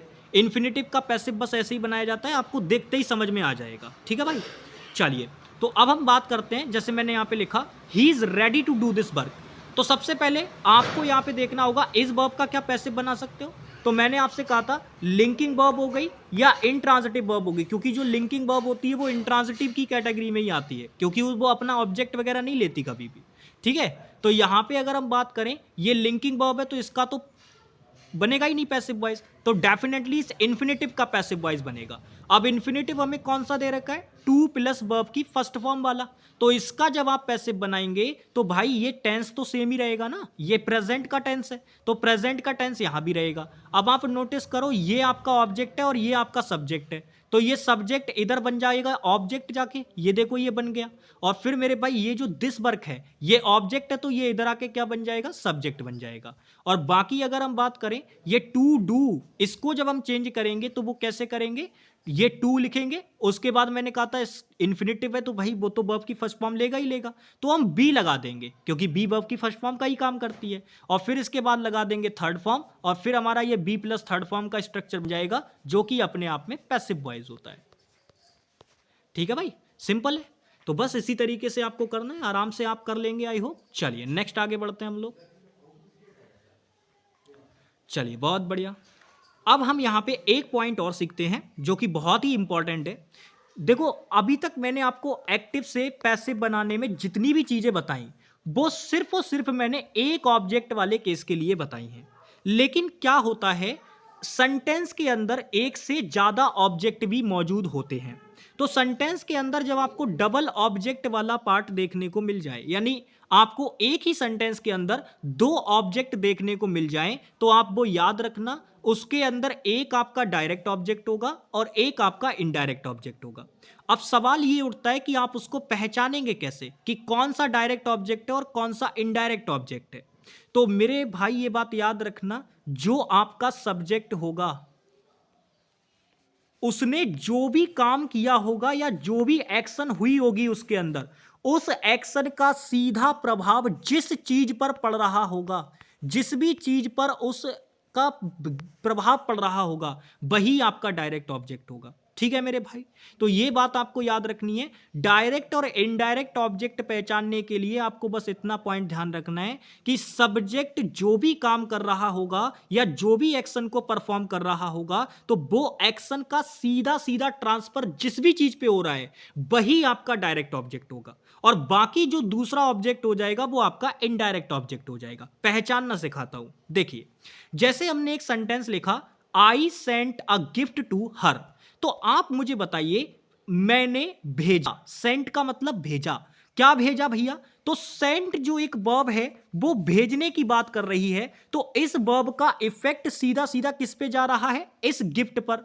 भाई किसको भेजा वो बाद की बात है, असली इफेक्ट जो जा रहा है वो इस चीज पे जा रहा है कि भेजा क्या है। तो जो चीज मैंने कहा कि वर्ब का एक तरीके से जो भी एक्शन हो रहा होगा उसको अपने ऊपर ले रही होगी, वही चीज आपका डायरेक्ट ऑब्जेक्ट होती है। तो आप मुझे बताइए क्या भेजा, वो इंपॉर्टेंट है, वो डायरेक्ट बात होगी। भेजा क्या है, किसको भेजा है वो बात की बात है, तो गिफ्ट भेजा है, यानी ये जो गिफ्ट है वो यहां डायरेक्ट ऑब्जेक्ट है, और जो यहां पे हर है ये इनडायरेक्ट ऑब्जेक्ट है। तो इसका पैसिव बनाने के लिए अगर मैं बात करूं तो मेरे भाई आप ये बात याद रखिएगा, पैसिव बनाने के लिए हमेशा आप जो यूज करेंगे वो डायरेक्ट ऑब्जेक्ट का ही यूज करेंगे। समझ में आ गई भाई, सिंपल है ना, समझ में आ गई बात। डायरेक्ट ऑब्जेक्ट का ही यूज करेंगे क्योंकि एग्जामिनर मोस्ट ऑफ केसेस में डायरेक्ट ऑब्जेक्ट का ही यूज करके बनाएगा। तो आपको कैसे बनाना है, जैसे मैंने ये लिखा I sent a gift to her, तो कैसे बनाएंगे पैसिव वॉइस इसका, बहुत ईजी है। आपको लिखना है अ गिफ्ट, ये आपका सब्जेक्ट हो जाएगा क्योंकि ये डायरेक्ट ऑब्जेक्ट है, तो हम ये कर देंगे अ गिफ्ट, और उसके बाद ये sent second form of verb है, तो ये भाई पास्ट इंडेफिनिट है, तो पास्ट इंडेफिनिट सिंगुलर सब्जेक्ट है तो सिंगुलर वर्ब आ जाएगी वॉज, उसके बाद हम थर्ड फॉर्म लगाएंगे सेंट, और उसके बाद हम ये क्या, ये सब्जेक्ट है तो इसको ऑब्जेक्ट बना देंगे, तो बाई प्रेपोजिशन लगाएंगे और फिर लिख देंगे मी। लेकिन किसे, टू हर, ये भी तो लिखना पड़ेगा भाई, इसको थोड़ी ना छोड़ दोगे, ये चीजें हैं। तो इस तरीके से आपको पैसिव बनाना है इनका, ठीक है। तो मैंने इसका पैसिव तो आपको बना के दिखाई दिया पीछे कि कैसे बनाना है, नॉर्मल सा है, बस ये ए गिफ्ट को आपको सब्जेक्ट बना लेना है, फिर आपको सिंगुलर वर्ब लगानी है वॉज क्योंकि सेकंड फॉर्म ऑफ वर्ब दे रखी है, फिर आपको थर्ड फॉर्म लगानी है, फिर आपको सब्जेक्ट यूज करना है वो भी ऑब्जेक्ट की तरह, तो बाई के बाद उसको क्या कर देंगे, सब्जेक्ट को ऑब्जेक्ट बना देंगे तो वो मी हो जाएगा, और उसके बाद किसे भेजा है, टू हर, ये चीज लगा देंगे। तो ये आपका जो है पैसिव वॉइस में कन्वर्ट हो गया। सेम इसी प्रकार से अगर हम बात करें तो ये भी इसी प्रकार से होगा, कह रहा है I have bought a doll for you. तो अब एक बात बताओ, मैंने खरीदा है, क्या खरीदा है, तो ये खरीदने का जो एक्शन है वो सीधे सीधे ट्रांसफर हो रहा है किस पे, डॉल पे। भाई खरीदा क्या है वो इंपॉर्टेंट है ना, किसके लिए खरीदा है वो बात की बात है, यानी डॉल यहां पे डायरेक्ट ऑब्जेक्ट है और यहां पे यू आपका इनडायरेक्ट ऑब्जेक्ट है। तो इनडायरेक्ट ऑब्जेक्ट जब ये दे रखा है तो हम तो डायरेक्ट से बनाने को प्रेफरेंस देंगे ना, तो सीधे सीधे आपको क्या करना है, यहां पे आ डॉल को आप सब्जेक्ट बना देंगे, उसके बाद है प्लस थर्ड फॉर्म दे रखा है यानी ये प्रेजेंट परफेक्ट है, तो इसके लिए आप जब पैसिव वॉइस बनाएंगे तो आप क्या करेंगे, आर डॉल के अकॉर्डिंग, क्योंकि अब ये सब्जेक्ट ना आपका, तो इसके अकॉर्डिंग वर्ब लगाएंगे तो ये हैज आ जाएगी। फिर आप मेरे भाई बीन लगाएंगे, क्योंकि मैंने कहा था जब भी परफेक्ट की बात होगी और पैसिव वॉइस के अंदर बात होगी तो उसके अंदर बीन जरूर आएगा। और उसके बाद आप लगाएंगे थर्ड फॉर्म बट, उसके बाद आप लगाएंगे बाय, और आपका यहां क्या दे रखा है, आई दे रखा है, तो यहां पर भी मी आ जाएगा। और फिर आप ये जो बच गया ये पूरा का पूरा पार्ट यहां फॉर यू, सेम बिल्कुल वैसा का वैसा ही। तो a doll has been bought by me for you, ऐसे करके इसका पैसिव बन जाएगा। तो आई होप कि मेरे भाई मैंने आपको एक्टिव पैसिव वॉइस में इस 40 मिनट की क्लास में जितनी भी चीजें बताई हैं वो बहुत अच्छे से आप समझ गए होंगे। और अब मैं शुरू करता हूं अपना दूसरा पार्ट, जिसका नाम है डायरेक्ट और इनडायरेक्ट। यानी एक चैप्टर हमने खत्म कर लिया। आई होप कि इस 40 मिनट की वीडियो के अंदर मैंने आपको एक्टिव पैसिव के अंदर वो सारी चीजें बता दी हैं जितनी मेरे भाई यूज होती हैं। आप ये मान के चलिए ये मोस्ट ऑफ दी वो थिंग्स हैं जो आपकी सीधे सीधे यूज होती है, और आपको इनको ध्यान रखना ही पड़ेगा अगर आपको बहुत ही फास्ट तरीके से आंसर निकालना है। आपको याद होगा प्रैक्टिस क्लासेस के दौरान मैंने 5-5 सेकंड में भी आंसर निकलवाए हैं आप लोगों से। समझ पा रहे हो ना? तो मेरे भाई इस चीज को ध्यान रखना। चलिए तो शुरू करते हैं। बात करते हैं सबसे पहले कि डायरेक्ट क्या होता है और इनडायरेक्ट क्या होता है। देखो भाई, डायरेक्ट और इनडायरेक्ट नरेशन की अगर हम बात करें तो भाई इसके लिए मैं उतनी ज़्यादा आपको वो चीज़ें नहीं बताना चाहूँगा कि जब कर्ता बात करता है तो ये हो जाता है। भाई इस तरीके से अगर दो लोग डायरेक्टली बात कर रहे हो तो वो डायरेक्ट स्पीच होती है, जब उन्हीं शब्दों को कोई तीसरा व्यक्ति कहता है तो वो इनडायरेक्ट हो जाता है। भाई वो चीज़ें ठीक है, वो थियोरेटिकल चीज़ें हैं और वो ठीक है अपने आप में, उतना डीप मैं नहीं जाऊँगा। मैं बस आपको ये बताना चाहूँगा कि आप कैसे पहचानेंगे कि कौन सी स्पीच डायरेक्ट है और कौन सी स्पीच आपकी इनडायरेक्ट है। याद रखना मैं स्पीच वर्ड बोल रहा हूं, उसी को आप नरेशन भी कहते हैं, तो कोई डिफरेंस नहीं है। आप डायरेक्ट इनडायरेक्ट स्पीच बोलिए या डायरेक्ट इनडायरेक्ट नरेशन बोलिए, कोई फर्क नहीं है। तो सबसे इंपॉर्टेंट पॉइंट मैं शुरू करता हूं आइडेंटिफिकेशन से कि आप कैसे पहचानेंगे कि जो दिया गया बात आपके सामने लिखा हुआ है वो डायरेक्ट नरेशन में है या इनडायरेक्ट नरेशन में। तो हमेशा याद रखना जो कॉमा इन्वर्टेड कॉमा होता है अगर ये लगे हुए हैं तो तुरंत समझ जाना कि वो डायरेक्ट नरेशन है। लेकिन अगर इनकी जगह पे आपको कोई कंजंक्शन या इन्फिनेटिव नजर आता है तो तुरंत समझ जाना कि वो इनडायरेक्ट नरेशन है। क्योंकि मेरे भाई ये अपने आप में जो चीज बन के आती है वो एक कॉम्प्लेक्स सेंटेंस के रूप में नजर आती है। आपको याद होगा अकॉर्डिंग टू वर्ड्स की अगर हम बात करें तो हमारे जो सेंटेंस होते हैं वो 3 प्रकार के निकल के आते हैं। एक तो आपका सिंपल सेंटेंस होता है, एक आपका कंपाउंड सेंटेंस होता है और एक आपका कॉम्प्लेक्स सेंटेंस होता है। कंपाउंड सेंटेंस के अंदर 2 सेंटेंस नॉर्मली आपके चीजें ऐड हो जाती हैं उनके अंदर नॉर्मली, यानी कि आपका लाइक कंजंक्शन वगैरह के थ्रू चीजें ऐड जुड़ जाती हैं वहां पे। लेकिन कॉम्प्लेक्स सेंटेंस के अंदर बहुत सारी चीजें होती हैं जिससे रिलेट करके आपके सेंटेंस आपस में क्लाउजेस वगैरह जुड़ रही होती है और वहां से कॉम्प्लेक्स सेंटेंस का निर्माण होता है। मिश्रित वाक्य हिंदी में इसको कहते हैं। तो उन चीजों के बारे में उतना ज्यादा नहीं जाना है, बस केवल जितनी हमें जरूरत है उतना हम लोग सीखेंगे, ठीक है। चलिए तो सबसे पहले मैंने आप लोगों के सामने यहाँ पे पहचान के लिए 2 सेंटेंस लिख रखे हैं और मैं आपसे पूछना चाहूंगा क्या आप इनको 1 सेकंड में ये करके नहीं बता सकते कि कौन सा डायरेक्ट में और कौन सा इनडायरेक्ट में। तो आप कहेंगे भैया विद इन सेकंड बता देंगे। देखो यहाँ पे दैट लगा हुआ है यानी कंजंक्शन है, इनडायरेक्ट नरेशन है, बात खत्म। और यहां पे देखो कॉमा इन्वर्टेड कॉमा लगा हुआ है मतलब डायरेक्ट नरेशन है, सिंपल सी पहचान है। अब मुझे बताओ कभी भी डायरेक्ट और इनडायरेक्ट पहचानने में गड़बड़ होगी? सिंपल सी पहचान है कि कॉमा इन्वर्टेड कॉमा लगा तो डायरेक्ट नरेशन, और अगर आपको कोई कंजंक्शन या इन्फिनेटिव लगा के जोड़ रखा है 2 स्टेटमेंट को तो फिर वो इनडायरेक्ट की कैटेगरी में आ जाएगी। सिंपल है भाई, बहुत बढ़िया। चलिए अब हम बात करते हैं। अब यहां से जो हम बात करेंगे वो इनके बारे में थोड़ा थोड़ा चीजों को समझेंगे, यानी डायरेक्ट नरेशन क्या होती है उसके सारे पॉइंट्स को हम समझते हुए चलेंगे। देखो सबसे पहले हम डायरेक्ट नरेशन की बात करते हैं, फिर उसको चेंज करना सीखेंगे क्योंकि डायरेक्ट नरेशन से ही सारी चीजें आपकी सुलझती हुई चली जाएंगी। तो सबसे पहले आप ये समझो जो आपकी डायरेक्ट नरेशन होती है ये 2 पार्ट में बटी हुई होती है। अब एक पार्ट इसका रिपोर्टिंग वर्ब वाला होता है और एक पार्ट इसका रिपोर्टेड स्पीच वाला होता है, ठीक है भाई।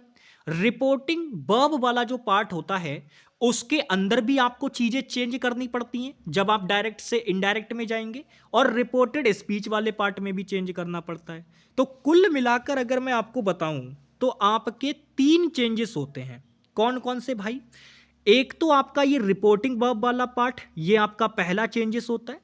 कॉमा इन्वर्टेड कॉमा की जगह कोई इन्फिनेटिव या फिर कंजंक्शन आपको लगाना होगा, ये आपका दूसरा चेंज होता है। और रिपोर्टेड स्पीच के अंदर भी आपको कुछ बदलाव करने होते हैं, लाइक टेंस संबंधी बदलाव या कुछ चीजें, तो वो आपका तीसरा चेंज होता है। और इन्हीं तीनों चेंजेस के अंदर पूरा का पूरा डायरेक्ट इनडायरेक्ट आपका खत्म हो जाता है। कैसे, चलिए मैं बात करता हूं।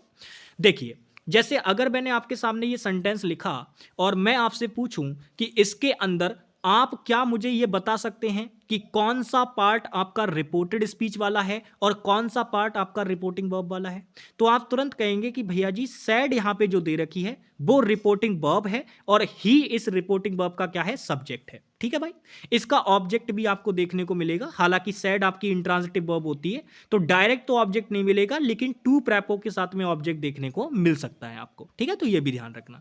तो ये आपकी रिपोर्टिंग वर्ब है और ही इसका क्या हो गया, सब्जेक्ट हो गया।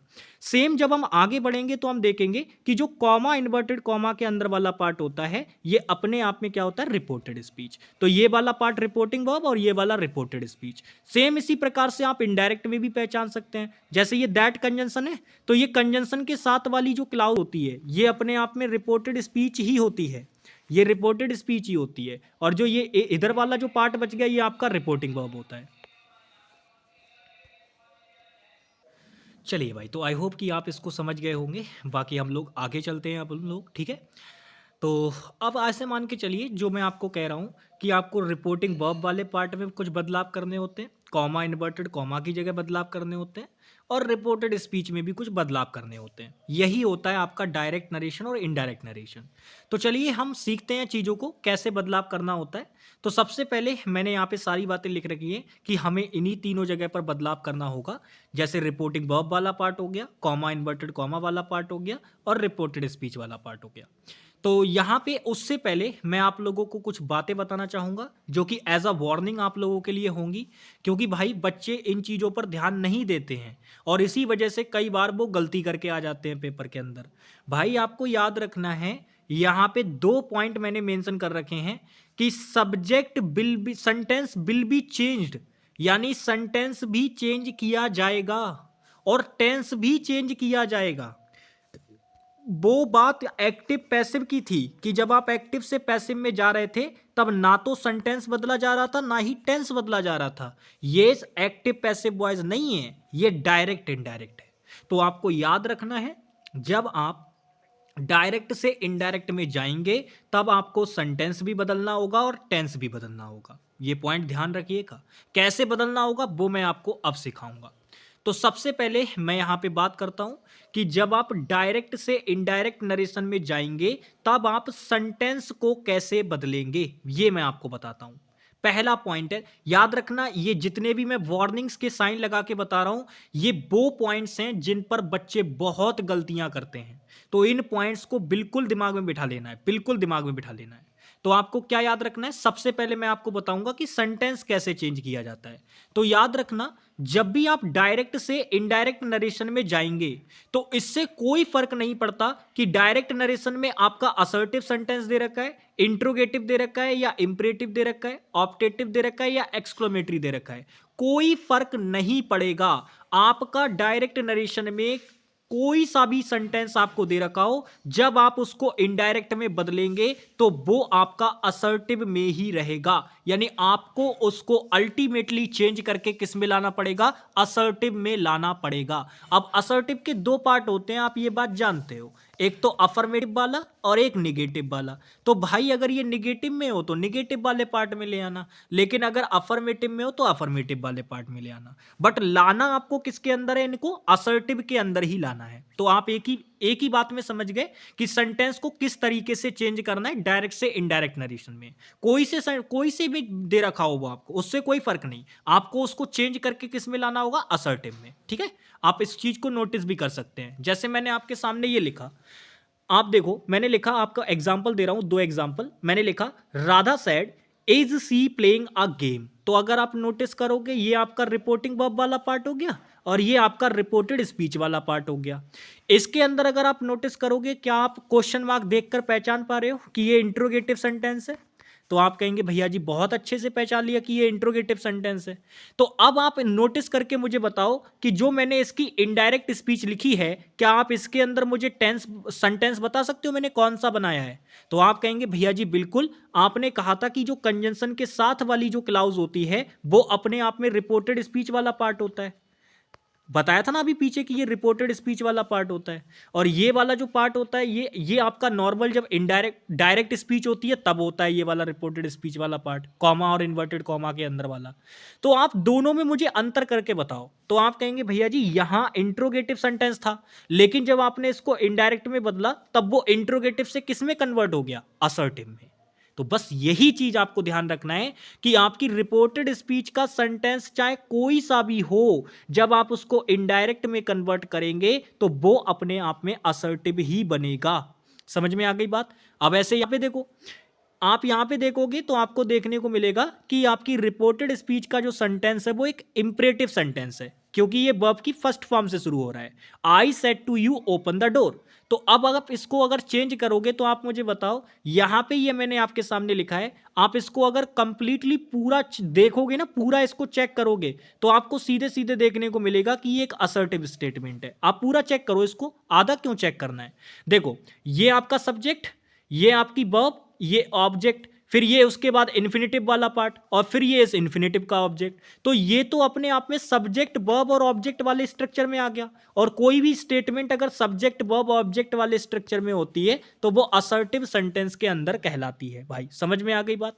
तो ये अपने आप में आप समझ लीजिए, जब भी आप सेंटेंस चेंज करेंगे तो भले ही चाहे आपकी रिपोर्टेड स्पीच का सेंटेंस कोई सा भी हो, वो अपने आप चेंज होकर किस में बन जाएगा? इनडायरेक्ट के अंदर, असर्टिव में। सिंपल है भाई, बहुत बढ़िया। अभी मैं आपको बदलना नहीं सिखा रहा हूं कि डायरेक्ट से इनडायरेक्ट कैसे बदलेंगे, अभी तो मैं बस आपको चीजें दिखा रहा हूं कि क्या चीजें कैसे चेंज होती हैं, वो दिखा रहा हूं बस आपको।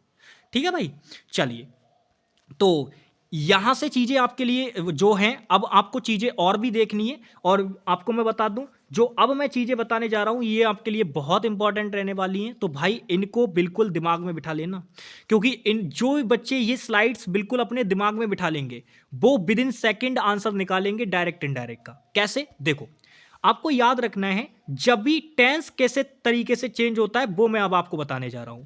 तो टेंस पता है कैसे चेंज होगा? जब आप डायरेक्ट नरेशन से इनडायरेक्ट नरेशन में जाएंगे तब आप ये देखिएगा कि जो आपकी रिपोर्टेड स्पीच है, रिपोर्टेड स्पीच,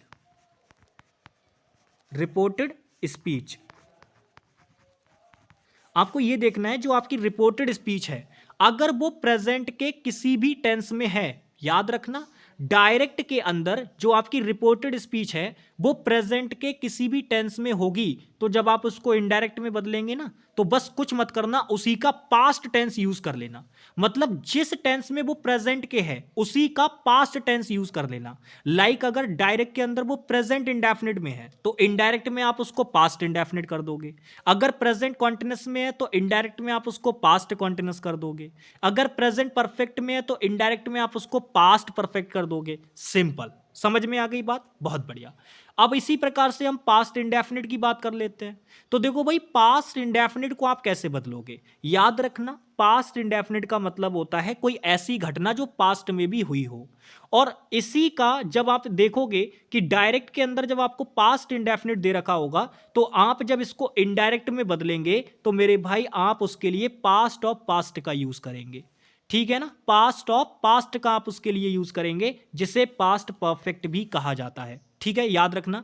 कैसे होता है ये मैंने बहुत अच्छे से आपको बता रखा है कि अगर कोई काम पास्ट में हुआ तो उसके लिए पास्ट इंडेफिनिट से दिखाओगे, उसके लिए आप किससे दिखाओगे? पास्ट इंडेफिनिट से दिखाओगे। लेकिन अगर कोई काम इससे भी पहले हुआ है, यानी पास्ट से भी पहले कोई काम हुआ है, तो उसको दिखाने के लिए आपको पास्ट ऑफ पास्ट यूज करना होता है। तो इसी वजह से मेरे भाई इस काम को दिखाने के लिए हमें पास्ट ऑफ पास्ट यूज करना पड़ेगा जब हम इनडायरेक्ट में इसको बोलेंगे।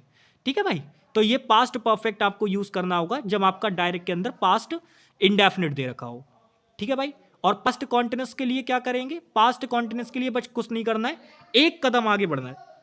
ठीक है, याद रखना, पास्ट कॉन्टिन्यूअस के लिए बस कुछ नहीं करना है, एक कदम आगे बढ़ना है। यानी पास्ट कॉन्टिन्यूअस से कूद के कहां जाना है? पास्ट परफेक्ट कॉन्टिन्यूअस पे आ जाना है। सिंपल सी बात है। तो अगर आपको डायरेक्ट के अंदर जो रिपोर्टेड स्पीच वाला पार्ट है, अगर उसके अंदर आपको पास्ट कॉन्टिन्यूअस टेंस देखने को मिले तो बस कुछ नहीं करना, आप पास्ट परफेक्ट कॉन्टिन्यूअस में उसको चेंज कर देना। ठीक है भाई, चलिए, तो ये चीजें आपको याद रहनी चाहिए।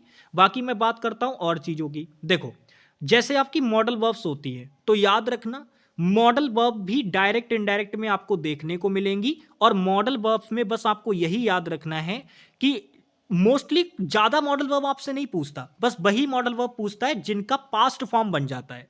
तो याद रखना, जब आप डायरेक्ट में कोई भी मॉडल वर्ब यूज करेंगे तो आपको इनडायरेक्ट में जब उसको यूज करना होगा तो आप उस मॉडल वर्ब की पास्ट फॉर्म यूज करेंगे। एग्जाम्पल के तौर पे जैसे कैन की पास्ट फॉर्म कुड हो जाती है, मे की माइट हो जाती है, बिल की वुड हो जाती है, सेल की शुड हो जाती है। बस आपको इतनी याद रखनी है। ठीक है भाई, चलिए, अब मैं आपको कुछ और पॉइंट बताता हूं जो कि अपने आप में इंपॉर्टेंट है। आपको याद रखना है, जब भी मेरे भाई डायरेक्ट से इनडायरेक्ट आप बदल रहे होंगे और आप टेंस चेंज करने की सोच रहे होंगे, तब आपको यह बात याद रखनी है, आपका पास्ट परफेक्ट और पास्ट परफेक्ट कॉन्टिन्यूअस ये कभी भी चेंज नहीं होते हैं। यानी ये जैसे होंगे वैसे के वैसे ही आपको लिख देने हैं, आप इनको कोई चेंज नहीं करेंगे। समझ में आ गई नहीं बात? समझ पा रहे हो या नहीं मेरे भाई? मैंने कहा, जब भी आपको डायरेक्ट से इनडायरेक्ट नरेशन बदलनी हो और आपको ये दो टेंस नजर आ जाएं जिनमें आपका एक तो पास्ट परफेक्ट है और एक पास्ट परफेक्ट कॉन्टिन्यूअस है, तो इन दोनों को ही नो चेंज रखा जाता है, यानी इनके साथ कोई बदलाव आपको नहीं करना होता। ये जैसे होंगे वैसे ही लिखे छोड़ दोगे। ठीक है भाई, चलो बहुत बढ़िया।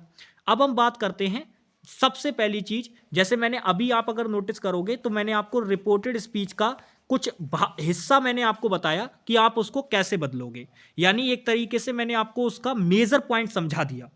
डायरेक्ट इनडायरेक्ट का मेजर पॉइंट जो होता है जिससे आप आंसर निकालना विद इन सेकंड सीख जाओगे, वो वाला पॉइंट मैं ऑलरेडी आपको समझा चुका हूं।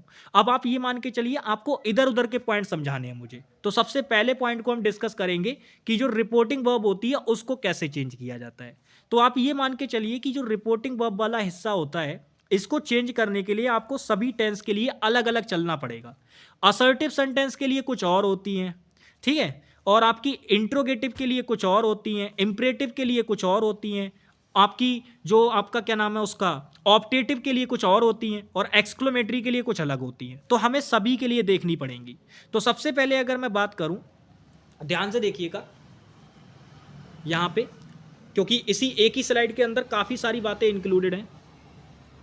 चलिए भाई, तो बात करते हैं हम लोग। देखो, अगर आपकी रिपोर्टिंग वर्ब सेज है तो आप उसको इनडायरेक्ट में क्या कर दोगे? टेल्स कर दोगे। अगर आपकी रिपोर्टिंग वर्ब से है तो आप उसको इनडायरेक्ट में क्या कर दोगे? टेल कर दोगे। अगर आपका हैज हैव के साथ में सेड लगा हुआ है तो आप इसको इनडायरेक्ट स्पीच में क्या कर देंगे? हैज हैव के साथ सेड का क्या कर देंगे? टोल्ड कर देंगे। ठीक है, ऐसे ही सेड का आप क्या कर देंगे मेरे भाई? टोल्ड कर देंगे। और बिल से और सेल से का आप क्या कर देंगे? बिल सेल के साथ में टेल लगा देंगे, बात खत्म। तो अल्टीमेटली बस आपको याद इतना रखना है कि अगर आपकी रिपोर्टिंग वर्ब से रिलेटेड है तो आप उसको इनडायरेक्ट में बदलते समय टेल कर देंगे। बाकी हेल्पिंग वर्ब आपकी टेंस के अकॉर्डिंग जो होगी वो आ जाएगी। आपको बस ये पॉइंट याद रखना है कि अगर डायरेक्ट के अंदर आपकी रिपोर्टिंग वर्ब से है तो आप उसको बदल के क्या कर देंगे? टेल कर देंगे इनडायरेक्ट में। लेकिन कब करेंगे वो अभी मैं आपको बताऊंगा, ध्यान से समझना मेरी बात को। ऐसे ही अगर हम बात करें तो मेरे भाई, अगर आपकी रिपोर्टिंग वर्ब सेड हो गई डायरेक्ट के अंदर तो आप उसको चेंज करके इनडायरेक्ट में क्या कर देंगे? टोल्ड कर देंगे। लेकिन ऐसा नहीं कि हमेशा कर ही देंगे असर्टिव सेंटेंस होने पे। आपको याद रखना है कि इन रिपोर्टिंग वर्ब के साथ में, से और सेड के साथ में, आपको कोई ना कोई ऑब्जेक्ट मेंशन होना चाहिए प्रेपोजिशन के साथ में। अगर कोई ऑब्जेक्ट मेंशन होगा टू प्रेपोजिशन वगैरह के साथ में तभी आप ऐसा कर पाएंगे, अदरवाइज पॉसिबल नहीं है। यानी अदरवाइज आपको चेंज ही नहीं करना।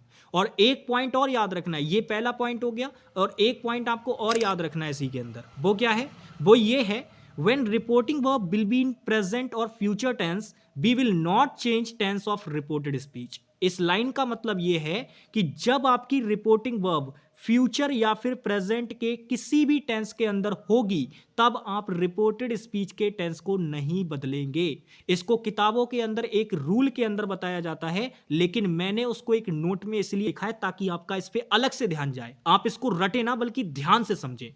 तो मैंने क्या कहा, अगर आपकी रिपोर्टिंग वर्ब प्रेजेंट के किसी भी टेंस में है या फ्यूचर के टेंस में है तो मेरे भाई उस केस में आप रिपोर्टेड स्पीच के टेंस में कोई परिवर्तन नहीं करेंगे। अगर वो प्रेजेंट इंडेफिनिट में है तो उसी में रहने देना है, अगर वो पास्ट इंडेफिनिट में है तो उसी में रहने देना है, चेंज ही नहीं करना उसको। ठीक है, तो जैसे यहां पे आपका सेज दे रखा है, से दे रखा है, हैज हैव सेड दे रखा है, बिल सेल से दे रखा है, तो इनके साथ में आप ये चीजें तो करोगे ही करोगे। अगर टू लगा के कोई टू लगा के कोई ऑब्जेक्ट वगैरह दे रखा है तो ये चीज तो करोगे, ये चीजें तो करोगे, कोई दिक्कत नहीं। लेकिन जो आपकी ये रिपोर्टेड स्पीच होगी, इसका जो टेंस होगा उसको आप चेंज नहीं करेंगे, उसको आप नहीं बदलेंगे, ये ध्यान रखना है आपको। ठीक है भाई, ये इंपॉर्टेंट पॉइंट है।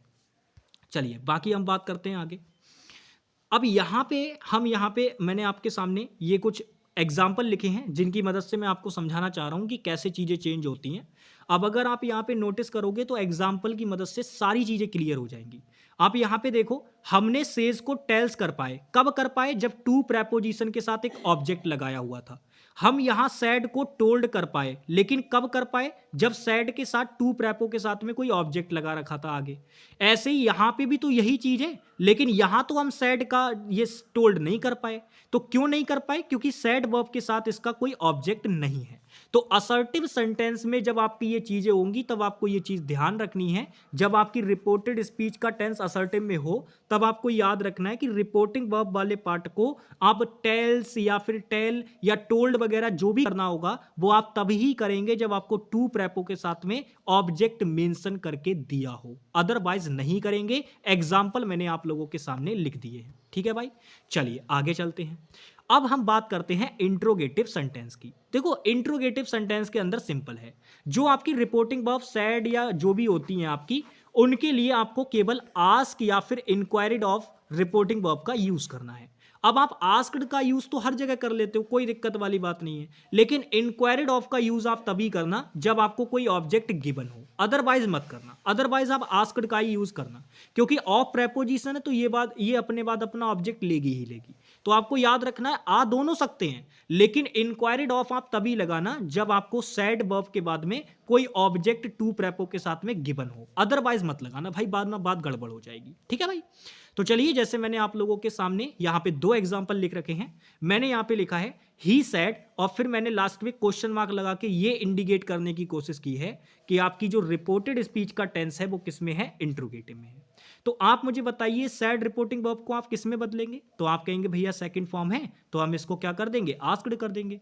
क्या हम इसको इंक्वायरिड ऑफ कर सकते हैं? तो आप कहेंगे भैया जी देखो हो जाता, लेकिन यहाँ पे ना इसके साथ में कोई ऑब्जेक्ट नहीं है तो इसीलिए हम ऐसा नहीं करेंगे। यहां पे आगे देखो, ही सेड टू मी, अब इसमें हम दोनों रख सकते हैं। हम चाहें तो ही आस्क्ड मी भी बोल सकते हैं या ही इंक्वायरिड ऑफ मी भी बोल सकते हैं, यहां दोनों ठीक हो जाएंगे। क्यों? क्योंकि यहां पे भी वही चीज है, रिपोर्टेड जो स्पीच है वो आपकी इंट्रोगेटिव में ही है, और साथ ही साथ यहां पे एक काम और भी है, आपको सैड के साथ में ये आपको टू प्रेपो के साथ में ऑब्जेक्ट भी दे रखा है, तो यहां आप आस्क्ड भी लगा सकते हैं, इंक्वायरिड ऑफ भी लगा सकते हैं। आगे चलते हैं, तीसरे की बात करते हैं।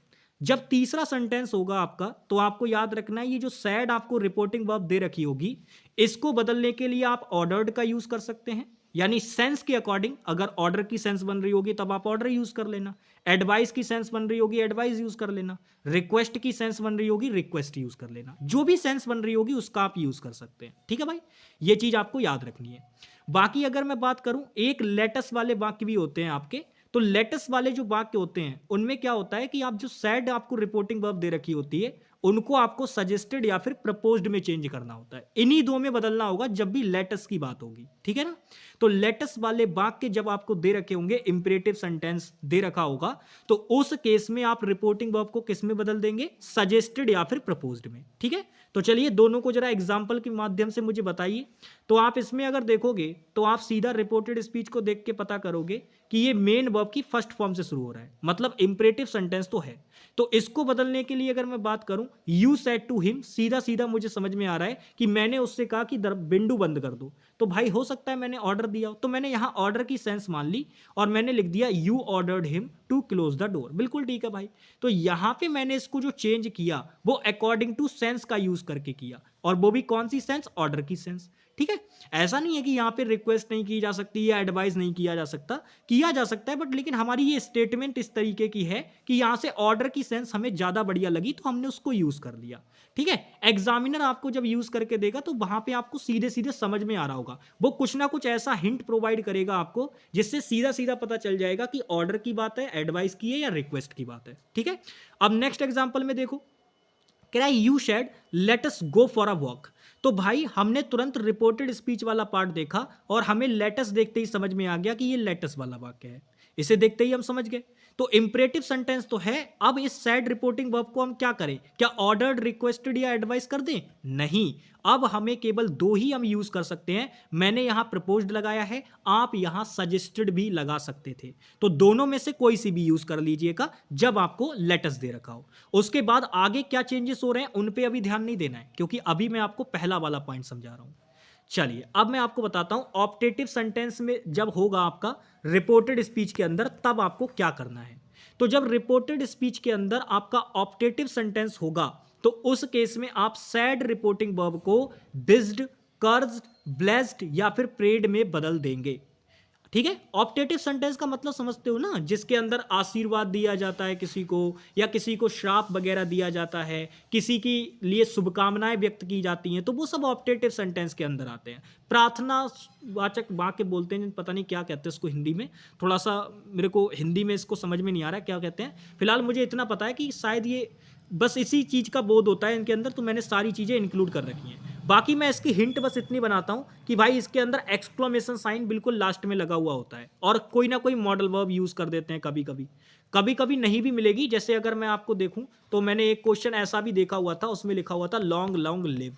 अब इसका मतलब है जुग जुग जिए, तो ये सीधा सीधा आशीर्वाद है ना, हमें पता चल रहा है। तो इसके अंदर मॉडल वर्ब इंक्लूड नहीं है, तो कभी कभी लगा भी देता है, कभी कभी नहीं भी लगाता है। बट आप ये मान के चलो कि लास्ट में अगर एक्सक्लेमेशन साइन लगा हुआ है तो वो अपने आप में ऑप्टेटिव सेंटेंस होता है, केवल हाउ या व्हाट को छोड़कर। हाउ या व्हाट के सेंस में एक्सक्लेमेटरी सेंटेंस होते हुए भी वहां लास्ट में एक्सक्लेमेशन लगा देते हैं, तो हाउ या व्हाट को हटाकर बाकी सबके साथ में ऐसा होगा और वो ऑप्टेटिव सेंटेंस ही माना जाएगा। ठीक है, तो अगर मैं बात करूं, विश का मतलब शुभकामनाएं व्यक्त होना, ब्लेस करने का मतलब आशीर्वाद देना, प्रे का मतलब प्रार्थना करना, और कर्ष का मतलब होता है किसी को श्राप वगैरह देना। तो यहाँ पे जैसे मैंने एक एग्जाम्पल लिखा हुआ है, my grandmother said to me may you live long. तो मेरे भाई, क्या मेरी माता जी जो ग्रैंड माता जी हैं यानी दादी जी जो हैं, क्या वो मुझे आशीर्वाद दे रही हैं कि मैं जुग जुग जीऊँ? मे यू लिव लॉन्ग का मतलब है तुम्हारी आयु लंबी हो, आयुष्मान भव, वो वाली बात है। तो मेरे भाई अब आप यहाँ पे एक बात बताओ, मेरी जो दादी जी हैं वो क्या कर रही हैं? आशीर्वाद देने की सेंस आ रही है। तो अगर आशीर्वाद देने की सेंस आ रही है तो मैं इस सैड रिपोर्टिंग वर्ब की जगह जब मैं डायरेक्ट से इनडायरेक्ट बनाऊंगा तो मैं ब्लेस्ड का यूज करूंगा, और उसके बाद किसे ब्लेस्ड किया? मुझे ब्लेस्ड किया। ठीक है, और आगे क्या चीजें होनी है वो हम अभी सीखे नहीं है, तो उनको मैं नहीं बताऊंगा कि आगे क्या होना है, वो सस्पेंस है, वो हम आगे खोलेंगे। चलिए अब हम देखते हैं लास्ट सेंटेंस। अगर आपकी रिपोर्टेड स्पीच एक्सक्लेमेटरी सेंटेंस के अंदर हो तब आप क्या करेंगे? तो याद रखना, जब एक्सक्लेमेटरी सेंटेंस की बात हो रही होगी ना, तो रिपोर्टेड स्पीच के अंदर कुछ एक्सप्रेशंस ऐड होंगे, जैसे अलॉज हो गया, हुर्रे हो गया, ब्रावो हो गया, ऐसे कुछ एक्सप्रेशंस ऐड होंगे, या हाउ या फिर व्हाट वाला स्ट्रक्चर आपको ऐड होता हुआ दिखाई देगा। तो मेरे भाई वो सीधे सीधे आप देखते ही पहचान लोगे कि आपकी रिपोर्टेड स्पीच किसमें? एक्सक्लेमेटरी सेंटेंस में। और ऐसे केस में आप सेड जो रिपोर्टिंग वर्ब होती है आपकी, उसको आप एक्सक्लेम्ड विद में चेंज करते हैं, और एक्सक्लेम्ड विद के बाद क्या चीज आएगी, तो आप ये अच्छी तरीके से जानते हैं विद प्रेपोजिशन है, तो आएगा तो कोई ऑब्जेक्ट ही। तो वो जो ऑब्जेक्ट होता है वो मेरे भाई आपकी सेंस बना रहा होता है सीधे सीधे।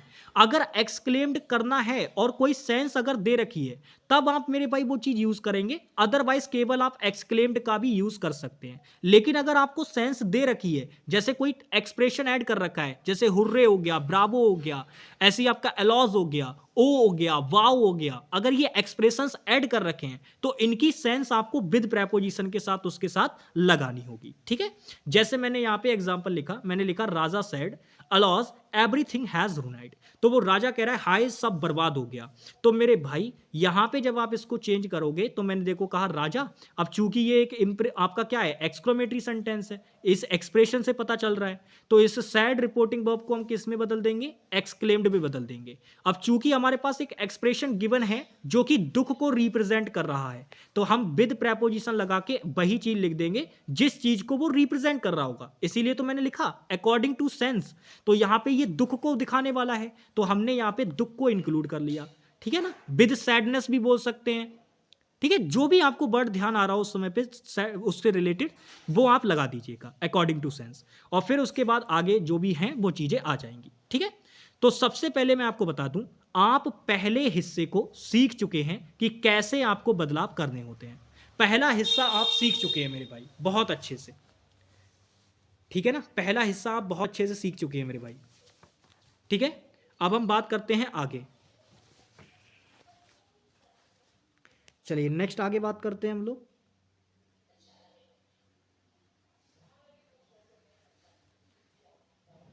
चलिए भाई, तो आगे बात करते हैं।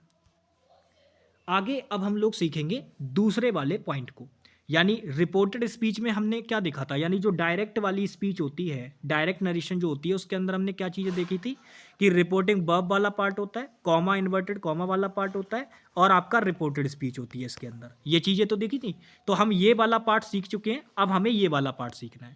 तो याद रखना, कॉमा इन्वर्टेड कॉमा को चेंज करने के लिए आपको पांचों सेंटेंस में अलग अलग चीज़ें देखने को मिलेंगी। पहली चीज आप याद रखना, जो कॉमा इन्वर्टेड कॉमा होता है, जब आपकी रिपोर्टेड स्पीच असर्टिव सेंटेंस में होती है ना, तब आप इसको हटा के दैट कंजंक्शन लगाएंगे, सिंपल है, बात खत्म। तो याद रखना, जब आपकी रिपोर्टेड स्पीच असर्टिव सेंटेंस में होगी तो कॉमा इन्वर्टेड कॉमा को हटा के आप डायरेक्ट से इनडायरेक्ट नरेशन में क्या कर देंगे, केवल दैट कंजंक्शन लगा देंगे। जैसे मैंने ये सेंटेंस लिखा ही सेड, लास्ट में फुल स्टॉप है, मतलब असर्टिव सेंटेंस है। तो यहां पे अगर आप नोटिस करोगे तो ये कॉमा इन्वर्टेड कॉमा को हटा के मैंने क्या किया, केवल दैट कंजंक्शन लगा दिया। आ जाओ नेक्स्ट आगे देखो, अगर इंट्रोगेटिव सेंटेंस में हो तब क्या करेंगे, तब कुछ नहीं करना है, कॉमा और इन्वर्टेड कॉमा को हटा के जब आप डायरेक्ट से इनडायरेक्ट में जाएंगे तो इफ या फिर वेदर कंजंक्शन का यूज करेंगे। बाकी ये मैं कंजंक्शन चैप्टर में आपको बहुत अच्छे से बता चुका हूं कि इफ और वेदर में क्या डिफरेंस होता है।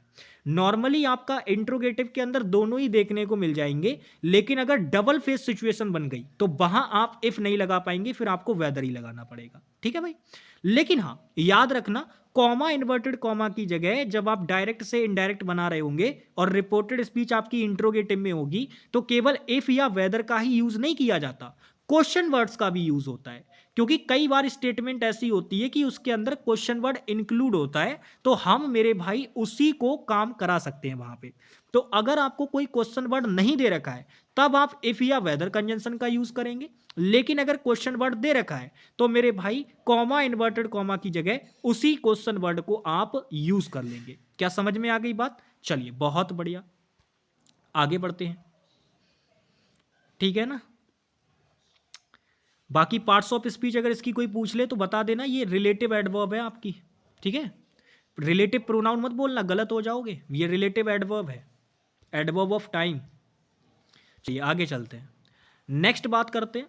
अगर कॉमा इन्वर्टेड कॉमा को आपको चेंज करना है और रिपोर्टेड स्पीच का जो सेंटेंस है वो इंपरेटिव सेंटेंस है, तो इसको बदलने की भी दो तरीके होते हैं हमारे पास। अब दो तरीके कौन से होते हैं, देखो, कॉमा इन्वर्टेड कॉमा को हटा के आप या तो मेरे भाई इन्फिनेटिव लगा दीजिए, ये भी आपका यूज हो जाएगा, और इसका हम यूज तब करते हैं जब आपका सेंटेंस मेन वर्ब की फर्स्ट फॉर्म से शुरू हो रहा हो, like start the engine, open the door, start the, कुछ भी सही, जो भी आपका नॉर्मली मेन वर्ब की फर्स्ट फॉर्म से शुरू हो रहा होगा, तो सीधे सीधे आप ये मान के चलिए उसको बनाने के लिए आप कॉमा इन्वर्टेड कॉमा की जगह बस इन्फिनेटिव लगा दीजिएगा, आपका काम ठीक हो जाएगा। ठीक है, लेकिन होता क्या है, जो आपके लेट वाले वाक्य होते हैं उनको बनाते समय हम कॉमा इन्वर्टेड कॉमा की जगह पे डायरेक्ट से इनडायरेक्ट में जाते समय दैट का यूज करेंगे। किसका यूज करेंगे मेरे भाई? दैट का यूज करेंगे। क्या पॉइंट क्लियर है? चलिए तो देखते हैं।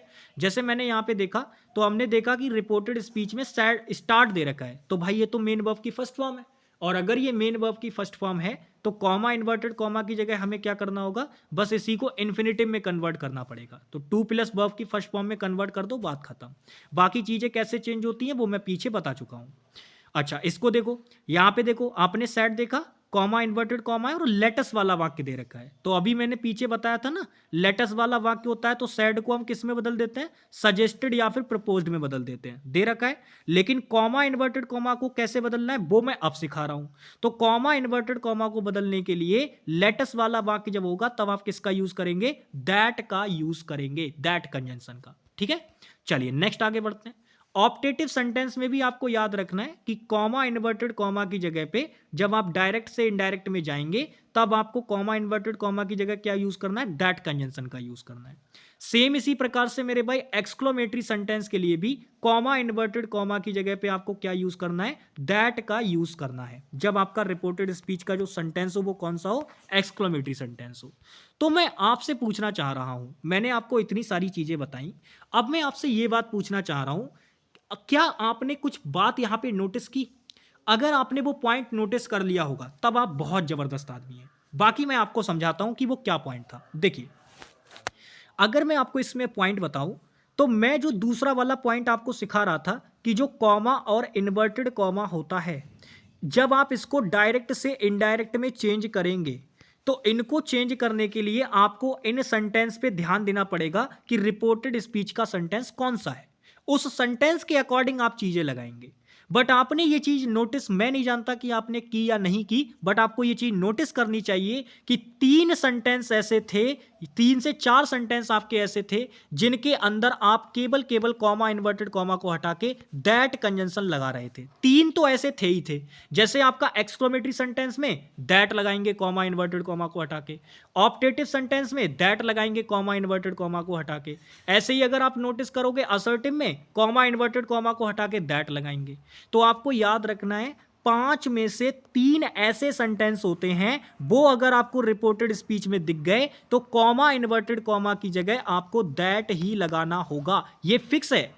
लेकिन एक चौथा भी होता है जिसके लिए भी आपको दैट का यूज करना पड़ता है, जब वहां पे लेट वाला स्ट्रक्चर दे रखा हो इंपरेटिव सेंटेंस के लिए।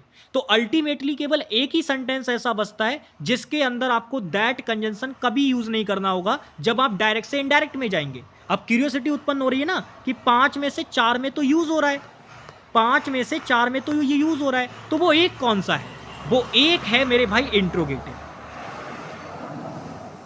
इंट्रोगेटिव आपने नोटिस किया होगा, इंट्रोगेटिव में कहीं पर भी दैट का जिक्र नहीं हुआ।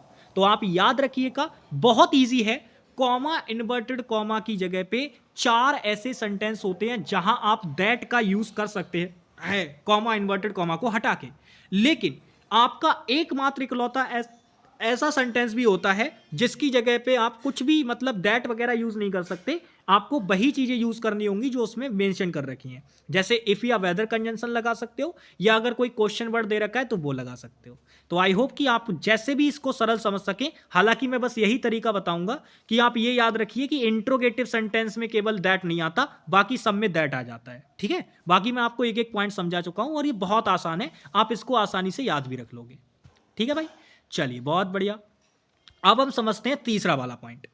अब हम तीसरे वाले पॉइंट को डिस्कस करते हैं, और ये तीसरा वाला पॉइंट भी बहुत इंपॉर्टेंट है, इसको भी ध्यान से समझना। देखो, तीसरा वाला पॉइंट जो हम समझने जा रहे हैं वो है रिपोर्टेड स्पीच को चेंज करना। रिपोर्टेड स्पीच के अंदर आपको 3 चीजें देखने को मिलेंगी, सब्जेक्ट, वर्ब और ऑब्जेक्ट। अब आपको एक खुशी वाली बात बताओ, खुशी वाली बात यह है कि हमने वर्ब वाला हिस्सा कैसे चेंज करना होता है ये हमने पहले ही सीख लिया है।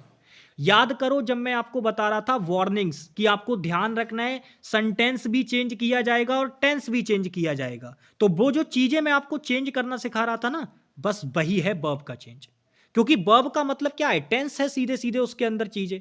क्योंकि वर्ब की मदद से ही तो आपको पता चलता है कि कौन सा टेंस हो रहा है, वहां पे कौन से टेंस है। तो बस वो चीजें मैं आपको ऑलरेडी बता चुका हूं। अब मुझे बस ये बताना है कि ये सब्जेक्ट और ऑब्जेक्ट का क्या खेल है इसके अंदर। तो याद रखना, सब्जेक्ट और ऑब्जेक्ट का खेल आपको ये याद रखना है भाई। आप ये बात अच्छी तरीके से जानते हो कि जो सब्जेक्ट और ऑब्जेक्ट होते हैं, इनका काम केवल दो ही पार्ट्स ऑफ स्पीच वाले वर्ड कर सकते हैं, एक तो आपका नाउन और एक आपका प्रोनाउन। अब आपको याद रखना है, क्या आप मैंने नाउन चैप्टर में आपको नहीं बताया था, क्या मैंने आपको प्रोनाउन चैप्टर में ये बात नहीं बताई थी? दोनों ही चैप्टर में मैंने आपको बताई है कि सब्जेक्ट और ऑब्जेक्ट का काम करने के लिए या तो कोई नाउन आएगा या कोई प्रोनाउन आएगा। अब नाउन तो आप जानते ही हो, नेमिंग वर्ड्स होते हैं, लेकिन प्रोनाउन के अंदर मैंने आपको बहुत सारे टाइप्स के प्रोनाउन बताए थे। और आप ये याद रखना कि यहां पे आपको जिनकी जरूरत पड़ेगी वो होंगे पर्सनल प्रोनाउन। अब पर्सनल प्रोनाउन आपके तीन प्रकार के होते हैं, फर्स्ट पर्सन, सेकंड पर्सन और मेरे भाई थर्ड पर्सन। अब उन्हीं की आपको यहां पे चीजें दे रखी हैं।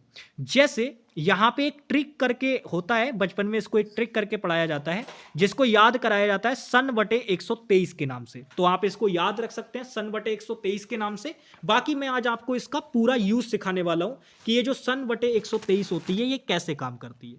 तो याद रखना, ध्यान से समझना मेरी बात को। यहां पे ये जो एस है इसका मतलब होता है अकॉर्डिंग टू सब्जेक्ट। ये जो ओ है इसका मतलब होता है अकॉर्डिंग टू ऑब्जेक्ट। और ये जो ए है इसका मतलब होता है नॉट चेंज। ठीक है, इसका मतलब क्या होता है, नॉट चेंज। और ये फर्स्ट, सेकंड, थर्ड जो आपको दे रखे हैं ये पर्सनल प्रोनाउन के टाइप्स हैं। ये क्या है मेरे भाई, पर्सनल प्रोनाउन के टाइप्स हैं ये चीजें। ठीक है, ये पर्सनल प्रोनाउन के टाइप्स हैं। तो आपको ये बात याद रखनी है, जब भी आपका मेरे भाई आपको सीधे सीधे जो आपको फर्स्ट पर्सन वगैरह दे रखे होंगे, और ये याद रखना ये आपको पता है कहां दे रखे होंगे, ये चीजें आपको कहां दे रखी होंगी, ये आपको रिपोर्टिंग वर्ब में भी चेंज करनी पड़ेंगी और रिपोर्टेड स्पीच में भी देखने को मिलेंगी। मतलब रिपोर्टिंग वर्ब से देख के रिपोर्टेड स्पीच में आपको चेंज करना होता है इनको। ठीक है, तो आपको याद रखना है, अगर आपका मेरे भाई फर्स्ट पर्सन प्रोनाउन गिवन है तो वो अकॉर्डिंग टू सब्जेक्ट चेंज होगा। किसके सब्जेक्ट के साथ, रिपोर्टिंग वर्ब के सब्जेक्ट के साथ। समझ पा रहे हो ना, किसके सब्जेक्ट के साथ चेंज होगा, रिपोर्टिंग वर्ब के सब्जेक्ट के साथ चेंज होगा। ऐसे ही अगर सब्जेक्ट सेकंड पर्सन दे रखा है आपको तो वो किसके अकॉर्डिंग चेंज होगा, ऑब्जेक्ट के अनुसार। लेकिन किसके ऑब्जेक्ट के अनुसार, ये बात यहां पे नोट कर लो भाई, वरना गड़बड़ कर दोगे आप। ये जो first person, second person, third person जो है, इनको आप देखोगे रिपोर्टेड स्पीच के अंदर। ठीक है, और इसको आप चेंज करोगे रिपोर्टिंग वर्ब के अनुसार, यानी रिपोर्टिंग वर्ब के सब्जेक्ट ऑब्जेक्ट के अनुसार। ठीक है, ये चीज भी आपको ध्यान रखनी है। और कैसे करोगे वो मैं आपको बता रहा हूं। तो अगर फर्स्ट पर्सन आपको दे रखा है तब सब्जेक्ट के अनुसार चेंज हो जाएगा वो, सेकंड पर्सन दे रखा है तो वो ऑब्जेक्ट के अनुसार चेंज हो जाएगा, और अगर थर्ड पर्सन दे रखा है तो वो कोई बदलाव उसमें नहीं होगा। इसी के अंदर हम लोग नाउन को भी इंक्लूड करेंगे। अगर कोई नाउन भी दे रखा है तो उसको भी हम चेंज नहीं करेंगे, कहीं पता चले ही सी कर दो उसकी जगह पे, नहीं करना आपको, जैसा है वैसा ही रहने देना है। ठीक है, तो ये चीजें आपको ध्यान रखनी है। अब मैं आपको यहां पे दिखाता हूं कैसे करके। देखो यहाँ पे सारी बातें लिखी हुई हैं बढ़िया तरीके से, आप इसको देख लीजिएगा। अब मैं यहाँ पे आपके सामने कुछ क्वेश्चन लिख रहा हूँ, इन क्वेश्चन की मदद से मैं आपको समझा दूंगा कि ये चीज़ें कैसे बदलाव करती हैं। तो मैंने अभी आपको बताया कि जो ये SON वाला जो पार्ट होता है ये आपको रिपोर्टिंग वर्ब के अंदर चेक करना होता है, यानी आप देखते हैं इसके अनुसार बदलते हैं चीज़ों को। तो अगर फर्स्ट पर्सन है तो वो सब्जेक्ट के अनुसार बदलेगा। जैसे अगर आप नोटिस करो यहाँ पे मैंने लिखा हुआ है he said to you I will go to market. तो अगर आप नोटिस करोगे रिपोर्टिंग वर्ब में मुझे क्या दे रखा है, आई। तो मैंने कहा था जो आप रिपोर्टेड स्पीच वाला हिस्सा होगा जिसको आप चेक कर रहे होंगे, तो आप रिपोर्टेड स्पीच वाले हिस्से में अगर आप देखोगे तो आपको आई दे रखा है। क्या आप जानते हो कि आई एक फर्स्ट पर्सन प्रोनाउन होता है? तो आप कहेंगे भैया बहुत अच्छे से आपने बताया, हम अच्छे से जानते हैं।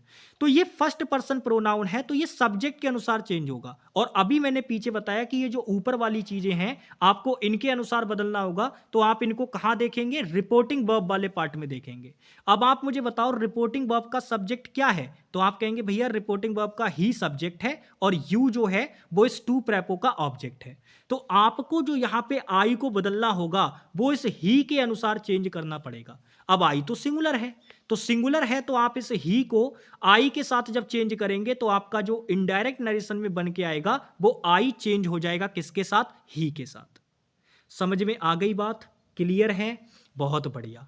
तो आपने देखा कि यहां पे आई फर्स्ट पर्सन प्रोनाउन था जो कि सब्जेक्ट के अनुसार चेंज होके ही बन गया। तो आई चेंज होके किसके अनुसार, ही के अनुसार क्या बन गया, ही बन गया। ठीक है, तो he told you that he would go to the market. समझ में आई बात, ठीक है ना भाई, बहुत बढ़िया। अब यहां पे देखो, नेक्स्ट देखो मेरे भाई, यहां पे कह रहा है he said to you we will go to the market. अब यहां पर भी बिल्कुल वही है, लेकिन बस क्या कर दिया इस बार, यहां मैंने एक आई यूज किया, यहां मैंने उसको चेंज कर दिया। तो मेरा रिपोर्टिंग वर्ब का जो सब्जेक्ट है वो इस बार आपका फर्स्ट पर्सन प्रोनाउन ही है, लेकिन वो इस बार क्या दे रखा है, बी। तो अब अगर ये देखूं तो ये भी तो फर्स्ट पर्सन प्रोनाउन ही है, और ये भी किसके अनुसार चेंज होगा, सब्जेक्ट के अनुसार। तो सब्जेक्ट हमें ही दे रखा है, लेकिन अब हमें प्लूरल में बनाना होगा। तो ही से जब आप इसको चेंज करके लिखेंगे तो ही नहीं लिख सकते, अब आप इसको प्लूरल सेंस में यूज करना पड़ेगा। तो ये क्या बन जाएगा, दे बन जाएगा। क्या बन जाएगा मेरे भाई, दे बन जाएगा। तो हम क्या बोलेंगे, ही सैड टू यू को चेंज कर देंगे ही टोल्ड यू में, और उसके बाद दैट लगाएंगे कॉमा, इन्वर्टेड कॉमा की जगह, उसके बाद लिखेंगे they would go to the market. तो बाकी सारी चीजें तो मैं ऑलरेडी आपको सिखा ही चुका हूं, बस धीरे धीरे जो चीजें बताते जा रहा हूं उनको ध्यान रखिएगा। चलिए नेक्स्ट हम लोग बात करते हैं आगे। अब आप यहां पे नोटिस करो, एक एग्जाम्पल में मैंने क्या कर रखा है, थर्ड पर्सन ले रखा है प्रोनाउन, और एक जगह पे मैंने सेकंड पर्सन प्रोनाउन ले रखा है। तो आपको मैंने क्या बताया था, जो थर्ड पर्सन प्रोनाउन होते हैं वो नॉट चेंज रहते हैं। तो आप देखो ये आपका डायरेक्ट नरेशन में भी सी है और इनडायरेक्ट नरेशन में भी सी है। लेकिन अगर आप देखोगे सेकंड वाले क्वेश्चन के अंदर मैंने क्या किया हुआ है, यानी जो फोर्थ नंबर का क्वेश्चन है उसके अंदर मैंने यू आपका सब्जेक्ट ले रखा है जो कि सेकंड पर्सन प्रोनाउन होता है। और मैंने क्या बताया था, सेकंड पर्सन प्रोनाउन किसके अकॉर्डिंग चेंज होगा, ऑब्जेक्ट के अनुसार। भाई जब ये ऑब्जेक्ट के अनुसार बदला जाएगा तो आप देखो इस रिपोर्टिंग वर्ब का कोई ऑब्जेक्ट नहीं है, लेकिन इसके साथ जो ये प्रैपो है इसका तो ऑब्जेक्ट है, तो इसी ऑब्जेक्ट के अनुसार आप चेंज करेंगे। तो यहाँ पे मी दे रखा है, तो आप इस यू को इस मी के अनुसार जब बदलेंगे तो ये सिंगुलर सेंस में मान के चलोगे आप इसको, और यहाँ पे आप इसको क्या कर दोगे, आई कर दोगे। ठीक है ना, तो he told me that I had done my work. बाकी आप अच्छी तरीके से जानोगे, जब आप इस यू को इस मी से बदलोगे तो इस यू से रिलेटेड जितनी भी चीजें होंगी वो आई के अनुसार चेंज हो जाएंगी, यानी इसके अनुसार, इस वर्ड के अनुसार चेंज हो जाएंगी, चाहे यहाँ पे जो भी रहा हो। तो आई था तो देखो आई के अनुसार सारी चीजें हो गई फिर। ठीक है ना, तो ये चीजें आपको बहुत अच्छे से भाई समझनी होंगी, क्लियर रखनी होंगी। अब हम बात करते हैं कि रिपोर्टेड स्पीच को चेंज करना, तो वो कैसे करते हैं भाई। तो याद रखना, रिपोर्टेड स्पीच को चेंज करने के लिए ना, इसमें बस आपको और कुछ चेंज नहीं देखना है। जो वर्ब वाला पार्ट होता है वो मैं आपको पहले ही सिखा चुका हूं। अब इसके अंदर एक चीज होती है, कुछ टाइम एक्सप्रेशंस ऐड कर दिए जाते हैं जिनसे एसएससी क्वेश्चन पूछती रहती है। टाइम एक्सप्रेशंस या प्लेस को दिखाने वाले एक्सप्रेशन होते हैं कुछ, तो उनसे एसएससी क्वेश्चन पूछती रहती है। तो उनके बारे में मैं आपको बताता हूं। ये मैंने कुछ टाइम एक्सप्रेशन और कुछ एक्सप्रेशन ऐड कर रखे हैं, आप इनको देख लेना। डायरेक्ट स्पीच में अगर कभी आपको टुडे देखने को मिले तो डायरेक्ट की इनडायरेक्ट जब हम बनाएंगे तो वो दैट डे हो जाएगा। इसी प्रकार से नाउ आपका देन में बदल जाएगा, THEN वाला देन। टू नाइट आपका दैट नाइट में हो जाएगा। लास्ट आपका जो होता है वो आप उसको द बिफोर कर सकते हो या फिर द प्रीवियस भी कर सकते हो। जैसे मान लो आपको लास्ट नाइट दिखाई दे जाए, तो अगर ये आपको डायरेक्ट में लास्ट नाइट दिखाई दे गया, चलिए तो सारे वर्ड्स के चेंजेस आप सीख लीजिए। टू नाइट को आप दैट नाइट में चेंज कर देंगे, ठीक है। और ऐसे ही अगर हम बात करें तो येस्टरडे को द डे बिफोर या द प्रीवियस डे में आप चेंज कर देंगे, ठीक है। द प्रीवियस डे में आप इसको चेंज कर देंगे। ऐसे ही अगर हम बात करें तो एगो को बिफोर में चेंज कर देंगे। लास्ट वीक को आप the last week the week before में चेंज कर देंगे, मतलब जिसमें लास्ट लगा हुआ होगा उसमें आप प्रीवियस या फिर बिफोर का यूज कर लेंगे। नेक्स्ट लगा हुआ होगा तो उसके लिए आप फॉलोइंग वर्ड का यूज कर लेंगे, यानी आने वाला, ठीक है। और अगर टुमारो दे रखा होगा तो उसको द नेक्स्ट डे या द फॉलोइंग डे में चेंज कर देंगे। हेयर का आप देर कर देंगे जब आप डायरेक्ट से इनडायरेक्ट में जाएंगे। दिस का आप दैट कर देंगे और दीज का आप क्या कर देंगे, दोज कर देंगे। तो ये सारी चीजें आपको एक्सप्रेशंस ध्यान रखने होंगे, इनको याद कर लीजिएगा। ये सीधे सीधे आपको देखने को मिलेंगे तो आप इनको चेंज कर दीजिएगा, ठीक है भाई। चलिए, तो अब हम बात करते हैं, इनको चेंज करना सीखते हैं। मैं एग्जाम्पल यहाँ पे कुछ दे रहा हूँ, आप इनको चेंज करके मुझे बताइएगा कैसे होंगे। ठीक है भाई, चलो। तो जैसे सबसे पहले क्वेश्चन देखो, कह रहा है he said I will go to school now. तो अगर हम यहाँ पे देखें तो हमारा जो एक तरीके से टाइम एक्सप्रेशन दे रखा है वो नाउ दे रखा है। तो जब हम इसको डायरेक्ट से इनडायरेक्ट में बदलेंगे ना, तो नाउ को हम किस में बदल देंगे, देन में बदल देंगे। बाकी आप जानते हो बिल मॉडल वर्ब है, तो ये मॉडल वर्ब दे रखी है रिपोर्टेड स्पीच के अंदर। तो मैंने कहा था मॉडल वर्ब दे रखी होगी तो बस उसकी पास्ट फॉर्म यूज करेंगे। तो बिल का पास्ट क्या होता है, वुड होता है। बाकी मैंने कहा था आई आपका सब्जेक्ट है, तो ये फर्स्ट पर्सन है, तो ये सब्जेक्ट के अनुसार चेंज हो जाएगा। तो आई चेंज हो जाएगा ही के अकॉर्डिंग, तो वो ही बन जाएगा। कॉमा इन्वर्टेड कॉमा की जगह दैट क्यों आ रहा है, क्योंकि लास्ट में असर्टिव सेंटेंस है, सिंपल है भाई। और यहाँ पे सैड का सैड ही क्यों रहा, चेंज क्यों नहीं हुआ, क्योंकि भाई यहाँ पे टू प्रैपो के साथ ऑब्जेक्ट नहीं दे रखा, तो हम टोल्ड नहीं करेंगे। लेकिन अगले एग्जाम्पल में देखो, कह रहा है he said to me you are coming here. तो सबसे पहले हम नोटिस करें, हेयर हमारे लिए एक प्लेस को दिखाने वाला वर्ड है, और जब हम डायरेक्ट से इनडायरेक्ट में जाएंगे तो ये हेयर का क्या बन जाएगा, देयर बन जाएगा। ठीक है। और बाकी अगर हम बात करें यहाँ आर कमिंग, तो भाई ये अपने आप में प्रेजेंट कॉन्टिन्यूअस है। अब प्रेजेंट का कोई भी टेंस हो, बस उसका पास्ट कर देना होता है। तो प्रेजेंट कॉन्टिन्यूअस है, इसको चेंज करके क्या कर देंगे, पास्ट कॉन्टिन्यूअस कर देंगे। तो आर कमिंग की जगह क्या हो जाएगा, वॉज कमिंग हो जाएगा। और यू अपने आप में सेकंड पर्सन है, तो ये ऑब्जेक्ट के अनुसार चेंज हो जाएगा। ऑब्जेक्ट क्या दे रखा है, मी, तो वो क्या बन जाएगा, आई बन जाएगा। और बाकी देखो यहाँ पे सैड को हमने क्या कर दिया, टोल्ड कर दिया। क्यों किया, क्योंकि टू प्रैपो के साथ में ऑब्जेक्ट दे रखा है आगे। ठीक है, चलिए बहुत बढ़िया। अब हम यहां से एक कॉन्सेप्ट और सीखते हैं जो कि इसी का है, और ये इंपॉर्टेंट है और इसको बढ़िया तरीके से आपको सीखना होगा। बस दो चीजें और बची हैं, फिर हमारा सेशन खत्म हो जाएगा, यानी दोनों चैप्टर एक ही क्लास में खत्म। चलिए, तो हम बात करते हैं। आपको मैंने एक बात और बतानी है, जो लेटस वाले वाक्य होते हैं, आपको मैंने इसमें सिखाया कि कॉमा इन्वर्टेड कॉमा की जगह आपको दैट का यूज करना होता है। लेकिन दैट के बाद क्या, तो दैट के बाद जो रिपोर्टेड स्पीच आप लिखेंगे, जो रिपोर्टेड स्पीच वाली क्लाउज आप बनाएंगे, उसके अंदर आपको सब्जेक्ट और मेरे भाई वर्ब लगानी पड़ेगी। तो आप याद रखिएगा, सब्जेक्ट और वर्ब वो अपने आप में जो आप लगाएंगे, तो सब्जेक्ट या तो आप दे यूज करेंगे या आप बी यूज करेंगे, और वर्ब में आपको एक मॉडल वर्ब लगानी ही होगी जो कि शुड होगी, और उसके बाद जो भी आपको मेन वर्ब दे रखी होगी उसकी फर्स्ट फॉर्म लगा देंगे। तो लेकिन ये होगा कैसे, तो मैं आपको उसका तरीका बताता हूं। आप याद रखिएगा, आप लेट अस वाले वाक्यों में दैट के बाद बी शुड या फिर दे शुड का यूज करेंगे, लेकिन बी शुड का यूज कब करना है वो मैं आपको बताता हूं, और दे शुड का कब करना है। तो जैसे एग्जांपल के तौर पे मैंने यहां दो एग्जांपल आपके सामने लिख रखे हैं, और आप अगर नोटिस करोगे तो आपको एक जगह दे रखा है और एक जगह बी दे रखा है। अभी आपको समझ नहीं आ रहा ना कि ये चीज कैसे हो रही है, अब आपको मैं समझाता हूं इसका पॉइंट। देख रहा हूं, ध्यान से मेरी बात को, मेरे पॉइंट को ध्यान से नोटिस करना। यहां पे मैं एक पॉइंट मेंशन कर रहा हूं, जो आपका रिपोर्टिंग वर्ब वाला पार्ट होता है। ध्यान से मेरे पॉइंट को एकदम बिल्कुल नोटिस करते हुए चलना। जो आपका ये रिपोर्टिंग वर्ब वाला पॉइंट होता है, इसके अंदर आपकी दो चीजें होती हैं। एक तो रिपोर्टिंग वर्ब होती है, एक इसका सब्जेक्ट होता है, और एक मेरे भाई इसके साथ में प्रैपो वगैरह ऐड करके इसका ऑब्जेक्ट वगैरह दे रखा होता है। इस वर्ब का ऑब्जेक्ट नहीं होता, वो इस प्रैपो का ऑब्जेक्ट होता है।